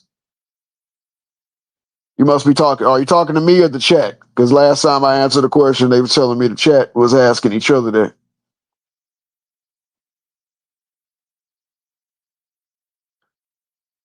Well, I'll answer it anyway. His son not hungry either. He prances up and down the court. Absolutely. Randall was cooking, not because LeBron James wasn't trying. Randall was on one. I gotta call cap on that because LeBron James was letting him get in his areas, and by the time he turned his back around, this man had a wide open 3, and that's his man beating him back door when he's LeBron James caught watching the ball. So I can't say this man was completely on one. He got a lot of easy looks because LeBron wasn't playing defense. Now you're asking the panel. I'm the only one on the panel right now. I don't know what a small forward is or the SF is. They're masquerading as point guards now. So I guess he means. Wait, hold on. We know because LeBron not like that on defense. That's why. If you're talking about all-time small forwards, I would have to go Dr. J, then Larry Bird, then I would have to give it to LeBron James. But he's not the greatest small forward I've ever seen. You have to understand that Dr. J carried not only one league, but when the league merged, carried another league. And there has never been another small forward that did the type of things that Larry Bird did. Now his career wasn't as long, but for his peak, pound for pound, he's probably the greatest small forward I ever watched. I didn't get a chance to watch Dr. J, but what Larry Bird can't even jump over some construction paper was able to do with the type of talent that he had and had around him and win 3 straight MVPs, be able to pull down 25 points, pull down 10 boards and give you 6 plus assists consistently. I got to give it to him. Says, let me see. Jerry was cooking on defense in the playoffs. Was getting cooked on defense in the playoffs last year. Shout out to you for reading the chats. No problem. I like to do it. Give everybody a voice. Respect. Dr. J over LeBron. Wow. Greatest player. Great player, though. Well, that's my opinion. We all have different opinions. That's how I look at it. These players are shooting guards, not pure point guards. Absolutely. We haven't had a pure point guard in a while. There's some of them that have potential to be pure punch guards, but as a whole, shooting guards. I know it's about to be a change in the league. Yeah, you can see it happening. It's like a swell in the ocean when you know a wave's coming. They used to hate game managers. Now we're missing them. Absolutely. The Eric Snows, let me see, the Brevin Knights, the shit, what's his name?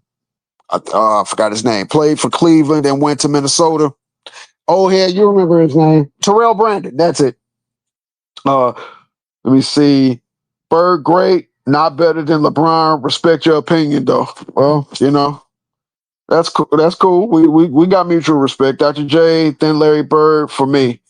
Yeah, that's what I said. So we agree on that, T Price. If you look at it, they changed the role of point guard completely. Absolutely, Charlie. Uh, they prefer a shoot first guard with height, basically a shooting guard. Absolutely. Positionless era. Absolutely, T Price. You know, the reason why I put Dr. J and Larry Bird over LeBron James was number one, I feel like both of them were tougher, played in a tougher league. And even though they had a chance to run, they never run. They stayed in the grind, no matter how good or how bad it got. Larry Bird could have took another contract because his name is Larry Bird, and he said he can't give you 100%. So he's not going to take the team's money. I respect that. His back was gone. He was not that player consistently that he used to be. He was not going to do that. You know, you have to remember they were in free agency too. They could have ran and went somewhere and linked up with the Detroit Pistons or linked up with the New York Knicks or linked up with the Milwaukee Bucks. They didn't do that. They stayed on their team, win, lose, or draw. I respect that. So that gets extra credit in my book. That's why I put them above LeBron James. I don't want to sit up here and hear Cleveland didn't build around LeBron James. So I guess when they won 66 wins and when they won 61 wins, it's all because of LeBron James and nobody else. He didn't have a team. There's no team that ever won 60 plus wins that didn't have a team. When we needed him, he's the one that didn't show up against Boston. He's the one that showed up a little bit against Orlando, you know, and didn't take the Hadu Turkoglu matchup seriously and ended up getting knocked out in six. So, you know, he took his talents to South Beach. Yeah, he won with D Wade and the rest of the players. That's cool. When D Wade's knees was going out, he looked at Kyrie over there in Cleveland, went back to Cleveland, you know, and the rest is history. But you know, I give those old school players a little bit more credit because they were tougher and they held it out. All right, Halliburton is the game manager, setting up offense, getting it where he fits, getting in where he fits in scoring wise. I agree with that. Let's see what he's going to be like after the injury. I hope he heals fast and comes back the same player. They didn't do it because the NBA was. They didn't do it because the NBA was broke compared to now. Okay, maybe I missed your earlier comment, but can you elaborate on that? Mike Conley, Chris Paul, Drew Holiday, Halliburton, Darius Garland, still point guards in the NBA. I haven't seen a lot of Darius Garland, so I'm gonna hold off on that. But everybody else that you said, I agree 100%. If Shaq could play with MJ and make the same salary, he would do it. I know he said something similar to that, but we're missing the ancillary piece. I don't think MJ will want to play with Shaq. I just don't. MJ is a psychopath competitively. I think MJ enjoyed killing his opponents, not playing with them. That's why you know the whole Pacers squad and names, they're involved. That's a great point right there. That's an absolutely great point right there, the engineer. Let me see. LeBron, the only player who can lose in the finals and still get the credit. I agree with that 100%. The NBA professional media is the only one in all of sports who disrespect the legends on a day-to-day basis. You're cooking, Charlie. Wavy says what? I don't think I understood your last comment. That's what I was asking you to elaborate on, Wavy. We criticize Wilt for not winning enough, but now it's different with LeBron losing don't matter. You know what? Let's elaborate on that. We can say Wilt Chamberlain not only broke but reset the record books. Cap. I'll get to your ass in a minute, Tyson. Anyway, Wilt Chamberlain broke and reset the record books. He ran into those legendary Boston teams a lot, who was loaded, and this is before free agency. So if you have a great team one year, more than likely you're going to have a great team the year after that. The only team that beat their great Boston teams is the St. Louis Hawks. They're the only ones that put a blemish on Wait, hold on. Who's better, Wilt or Russell, and why? Okay, I got something for you on that. Um, he went to the finals. He lost a lot of times against that great team. I think, if I'm not mistaken, I think he may have lost against the Knicks with actually yeah, I think he lost with the Knicks when he was with the Lakers. But everybody used to put that he's not doing. The only thing he does is score, so he scales back his scoring. He focuses more on defense. Then he's not doing enough offensively. So you do know Wilt Chamberlain led the league in assists one year. When LeBron do it, we supposed to throw rose petals on his feet and get our knees bloodied. But when Wilt does it, it was just poo-poo that. But let's answer this question. I think Wilt's better than Russell, and I'm gonna give you my reason why. Because Wilt could do everything defensively Russell can do, but Russell cannot do everything offensively Wilt can do, and that separates them. Russell had the better team. Always had the better team, but Wilt was the better player, not with the better team. Let me see. Shout out to you and my boy Ticket. Y'all keep let me see. Shit. Shout out. I'm not reading that. Shout out to you and my boy Ticket. Y'all keep going, my brother. I appreciate that. Thank you. You see, why don't Kareem get compared to Jordan? Because they got two best resumes. The media pushed the narrative with LeBron James in this GOAT debate. Absolutely. For years, and ever since I've been watching basketball, for years, it was Kareem and Jordan were the standard. More Kareem than Jordan in the early years when Jordan did the three-peat the first time. Then it became Jordan in that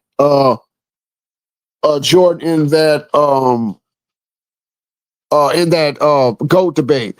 After the second three-peat, that's when Jordan got pushed with Kareem.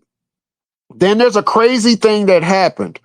When Kobe had a chance to three-peat on his own by himself going into that 2011 season, the mass media was saying, if Kobe gets his sixth ring and second three-peat, will he be in the GOAT discussion? 90% of the media was saying absolutely.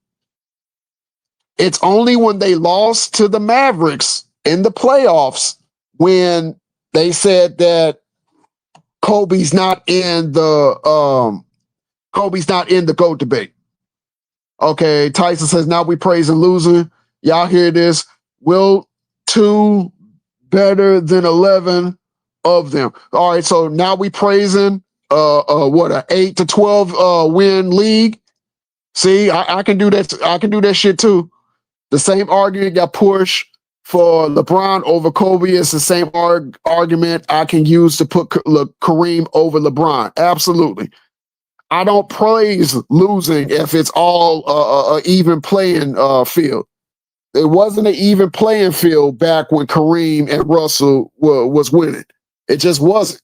So if you're a LeBron fan, then you praise losing because, again, just because you made 8 straight finals, you didn't win all 8 straight finals. We listen to motherfuckers give him excuses why he lost finals. He lost his first final. Oh, he was young. It didn't have nothing to do with the fact the motherfucker shot 36-4 from the floor. Oh, well, the Spurs was a better team. Oh, it's not the fact that he was getting cooked on defense. But we're the ones praising losing. Okay, try again, Tyson. Let me see. Let me say, I'm just glad we're getting a glimpse. Oh shit. Hoping and it disappeared. I'm sorry, whoever wrote that comment. Says you counting rings with LeBron, but not with Russell and Wilt. Because, again, as I said, the rules were not set up evenly. They just weren't. They were not. The rules were set up evenly ever since free agency became a thing. And it's been 30 teams for shit, I don't know, 50 years, I think. Or maybe less. But that's why we can compare rings to the modern players. You can't compare apples to oranges. You just can't. Let me see. I'm telling y'all one thing that is going to shake a lot of feathers. LeBron will be forgotten in 5 years. Well, that's a strong take. Let me see. You giving Wilt excuse? Oh, shit, Tyson. Damn, it disappeared on me. I couldn't read it. I think you were saying we're giving. I'm giving Wilt an excuse. And then you said that's nasty work. Are we seeing an improvement with Ant with all the off-season training? Well, to be fair, I have not seen the Minnesota game yet. I haven't, but I'm looking forward to see if he has put in some new moves, different shot selection. Because just sitting on the 3-point line and chucking up threes, I don't like. The Warriors had a back-to-back. They played the Denver the night before, yeah, and they beat them, and then they beat the Clips. It's too many failures to forget LeBron. Well, I think the fact that his media team, Tyson did it again. They played in the same 8 league NBA. Wilt had the same opportunities to win. He had the same opportunities, but not the same team. The same way, don't you sit up here and say that Golden State was the better team? Did I not hear you make that argument before? 8-team league, my bad. No, I knew what you were saying. Tyson. But do you not say that the Golden State Warriors were the better team that beat LeBron? Trust me, once Wemby gets his stride, it's over for LeBron. Well, it doesn't even have to be Wemby. I say even if OKC goes back to another finals, it's over for LeBron. I think with a lot of this stuff that's going on, it might be over for LeBron if any of it is substantiated. Because the one thing they will always do, they will always throw that player under the bus if it means to sacrifice that player or sacrifice the league. They will do it. This is not the first time that there's been a gambling scandal. This is the first time that we've been hearing about it. Man, just let me up. My fingers get tired. I ain't no damn secretary. Look, if you don't get a chance to get up, Tyson, I do know I'm gonna be going on old head. Come up on there and when you can argue it out. I get you. I can't text that fast either. This is some of the reasons why I come up here and read the comments. And I'll give a shout out. And everybody smash the like button for a ticket. Let me up here and let us cook. Better hope Giannis don't win this year. Why you say that? For sure, salute, brother. Much respect. Hey, love arguing with you, Tyson, and in a brotherly way. I look forward to chopping it up with you later, bro. Yeah, smash the like button for Ticket. Ticket don't have to let us up here and cook, but he does. Show your respect to Ticket and his platform. Whether you agree with him or don't agree with him, smash that like button. He's the reason why I'm allowed to do anything like this. Yeah, this dude on the panel does a great job. Hey, I appreciate that. I just, I don't got no dog in the fight. I love basketball, but I just try to keep everything in the right perspective. Knicks are looking great. This is their time to steal a ring. Hey, just stay healthy. That's what it's about. Stay healthy and make good decisions. I like Mike Brown. I think in the right situation, Mike Brown has always did good. He's been the victim of some poor decisions and poor franchises and poorly run organizations, but he's a good coach. Let me see. Ticket, bring this brother back frequently to close out your live streams. This is not my first time being on Ticket's stream. I've been on here a few other times. I know Ticket don't come on the panel a lot like he used to. I know probably now that basketball season is up in full effect, he's going to be doing that. But I don't have no problem coming up on here and giving everybody a voice. Because to make Bron look bad winning this way in this area. Okay, I'm trying to make sure I read that right. Make Bron look bad winning this way in this area. era. Can you explain that a little bit, Julian, in the chat? I want to make sure we're on the right page.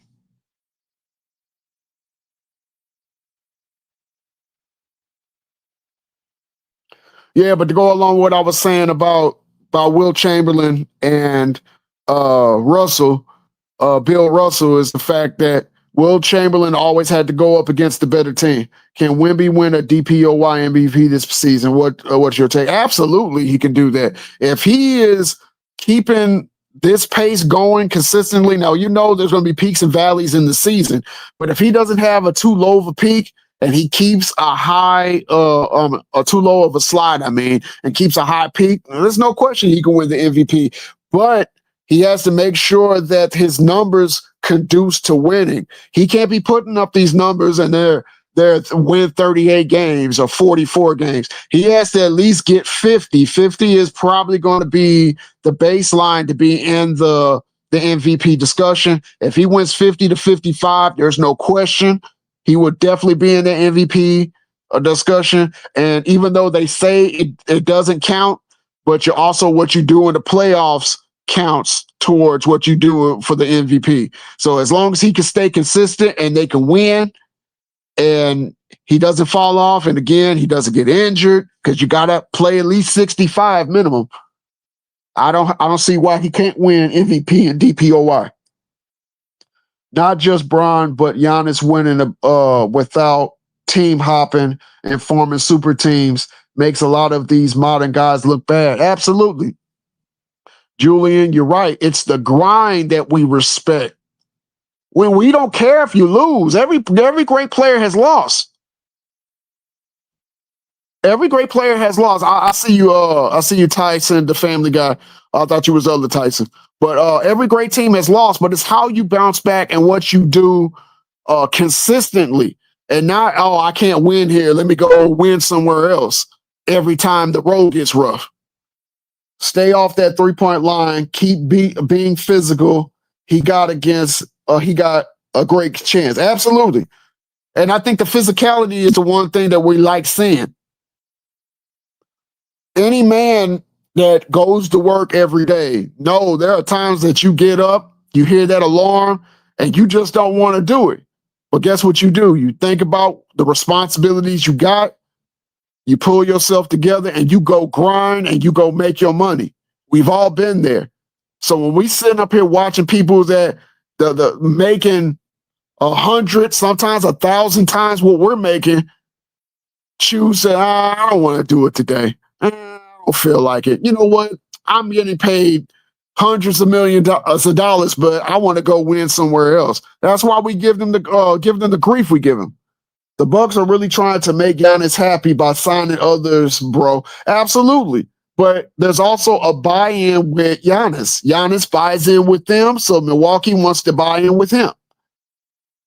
I also believe this MVP will come down to Giannis and Wemby. Well, there's always going to be a dark horse MVP candidate that comes out of nowhere. Every year they have one. We got to see what that dark horse MVP going to be. You never know. It might be Luka. I don't think Luka's a dark horse because he's always in the MVP discussion, but we got to see who that dark horse MVP going to come out of nowhere to be. So right now, whoever is, Giannis and Wemby are leading the pack. I would say Wemby a little bit over Giannis, but they're neck and neck. You can interchange them however you want, and I won't be mad at that. But let's see who that dark horse is going to be. Hell, you never know. It might be Brunson from the Knicks if they keep doing well. There is no path for SGA to win the MVP this year. He accomplished too much last year. Well, if people get injured, oh shit. He said Maxey. I forgot about Maxey. He's been balling out. Absolutely. Yeah, he has been balling out. Well played, both Mamba Mentality and Tyson, the Family Guy. Absolutely. I forgot about that. I was just looking at a couple of his stat lines, and I'm like, dude, this dude is off to a great start. It's funny that he's off to a great start like Luka was, but he's not getting none of the press. But, I digress. I wasn't expecting that to rhyme, but, it did. Let me see. Yeah, I think if the New York's winning, and just because it's New York, the biggest media in the world, if they're winning, Brunson's gonna get some MVP votes. Maxey been balling the last few years. Now he has, but not like this. This is like a different Maxey.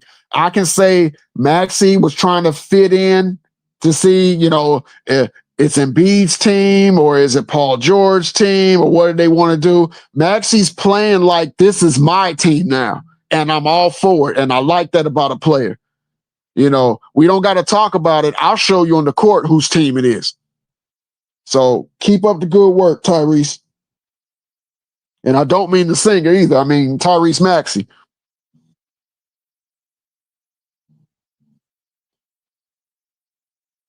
Yeah, Boston always had the better team. They had the deeper players. They had over, I want to say, 8 to 10 Hall of Famers in that stretch by itself. A lot of times when Wilt Chamberlain was going up against him, it was just him and maybe one more Hall of Famer. I don't know. But if we're going to sit up here and keep it a buck, we gotta remember, even though they was in an 8-team league, Boston was the class of that 8-team league. Yeah, Maxey should have gotten PG money, not PG. Podcast P, nah.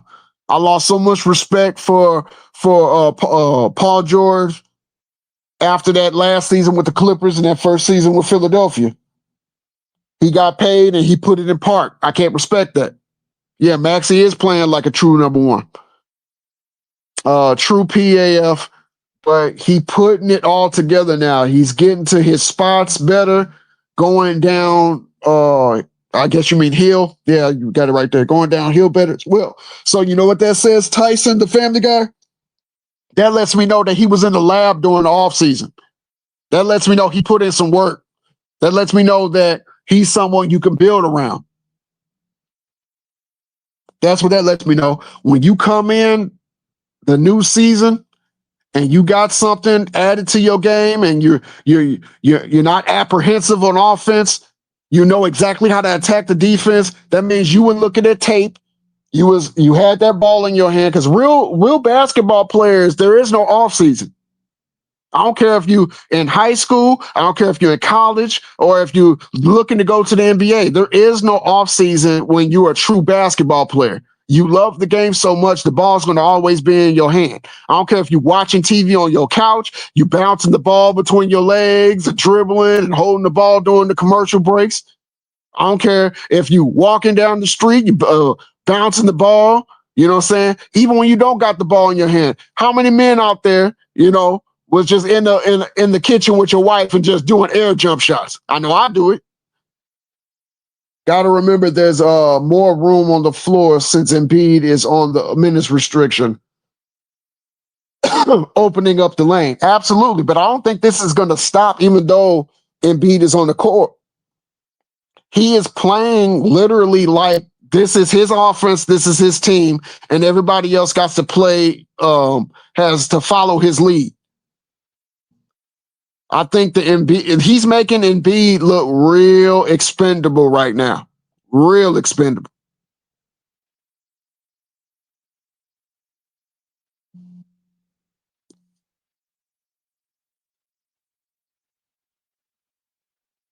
Tyson, the Family Guy, says assist numbers better as well due to him having the ball more and making better decisions. Absolutely.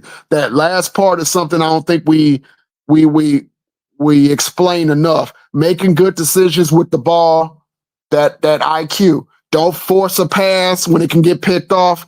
Putting the ball where only your player that's going to receive it, not eyeballing who you're going to pass to, setting everybody up to get in their shooting pocket. Because just because you pass somebody the ball don't mean they got it clean and they're going to get a good shot off. I've seen plenty of terrible passes. It might be a little bit high. They got to jump for it and then come back down and set their feet. And then they don't get their feet set like they used to. And then it misses. But getting them clean looks, getting them bounce passes. Bounce passes are very underrated. But bounce passes are supposed to set you up so it bounces into your hand and get you into a good shooting pocket. These are things that you're taught when you're coached up. So shout out to Maxey for all the improvements he's making, and I think Philadelphia's future looks bright.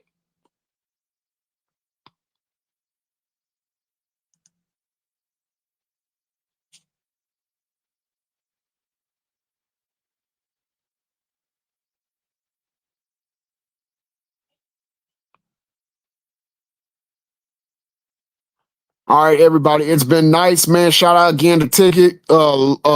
Hit the like button, but I gotta get out of here. Like, share, and subscribe. Ticket, thank you again for having me on. I'm gonna go in about 5 minutes. I'm gonna read some more comments, but in 5 minutes I'm gonna have to go, everybody. I appreciate you. Appreciate all the love in the comments. But Tyson, the Family Guy, says 8.3 assists to 2 turnovers is good. Granted, small sample size for 4 games, but yeah, I can live with that. We can bring the turnovers down to probably maybe 1.5, but I could definitely live with that. That's a 4 to 1 turnover ratio. I'll take that. Let me see. I love it because with Embiid, the less Maxey has the ball in his hands, and I love how he improved his game from last season. Absolutely. This is how you prove to your team that you are a franchise player. It's not signing the contract. It's what you do before and when you do have the contract. A lot of people get that contract and then their game falls off, but they're still getting paid. And then there's players that get the contract and improve to justify they deserve every dollar. So looks like this is what Maxey's doing. I hope great big things for him. The Clips look horrible yesterday. No clear leader, and offensive flow is horrendous. Look, I can't stand James Harden. The common denominator is James Harden. James Harden looked bad on defense. Looked like he was just trying to go get his, and he is nowhere near in shape. That has a lot to do, and this is supposed to be your primary ball handler, primary decision maker. No, they do look bad. They do look horrendous. You couldn't even get 80 points. I said at first 90 points, but you couldn't even get 80 points in this era. 80 points? Stop it.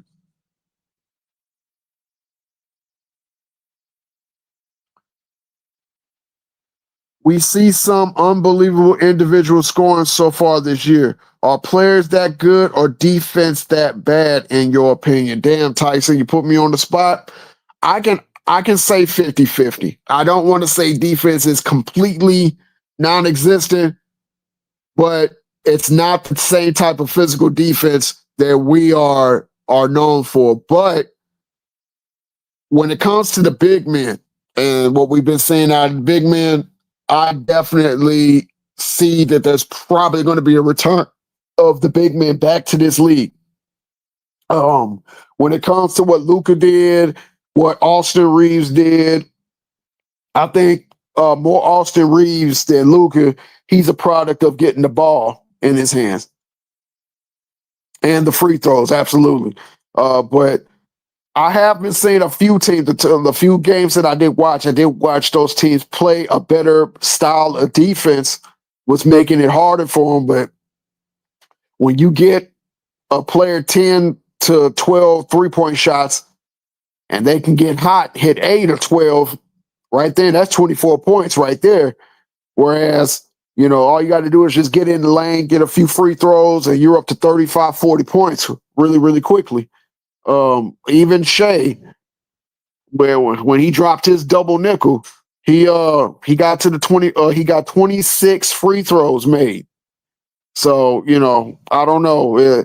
Is the league, because I know they have this new hand slap rule, but I'm trying to figure out, is that a product of it? Because when I was looking at Maxey play, he wasn't getting a lot of calls, but he was hitting a lot of big shots. So I'll say right now it's 50-50. I got to look at a little bit more of the league before I can make my final decision. Because I don't even flinch when a dude scores 40 anymore. Yeah, it's like I don't flinch when a quarterback throws 40 touchdowns no more. It's just like, it is what it is. They got a 17th game, and then in a couple of years, it's going to be 18 games. So a lot of those records are going to be gone. Players just more skilled and have more opportunities. Back in the day, they was handicapped a lot. These moves would get called traveling or carried back in the day. So does that mean it's more skilled, or they're giving more leadway? It's less physical in his era as well. So 25 points in the new league, 50-point scorers from the past. Absolutely. When you could put a hand on somebody, and if they come to the hole, you can put them on the ground. Yeah, you could hold a little bit more. You could stand in front of them. The center or the power forward could be playing free safety or strong safety in the paint. When they took that out, it just opened up the lanes, and their emphasis is on spacing. Yeah, I can see how you could jump from 15 to 25 real easy.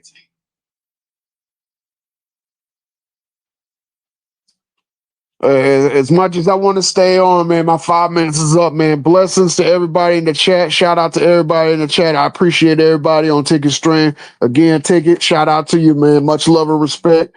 I'll be on Old Head Podcast later on today. Like, share, and subscribe. Talk to y'all later. Thanks again, everybody.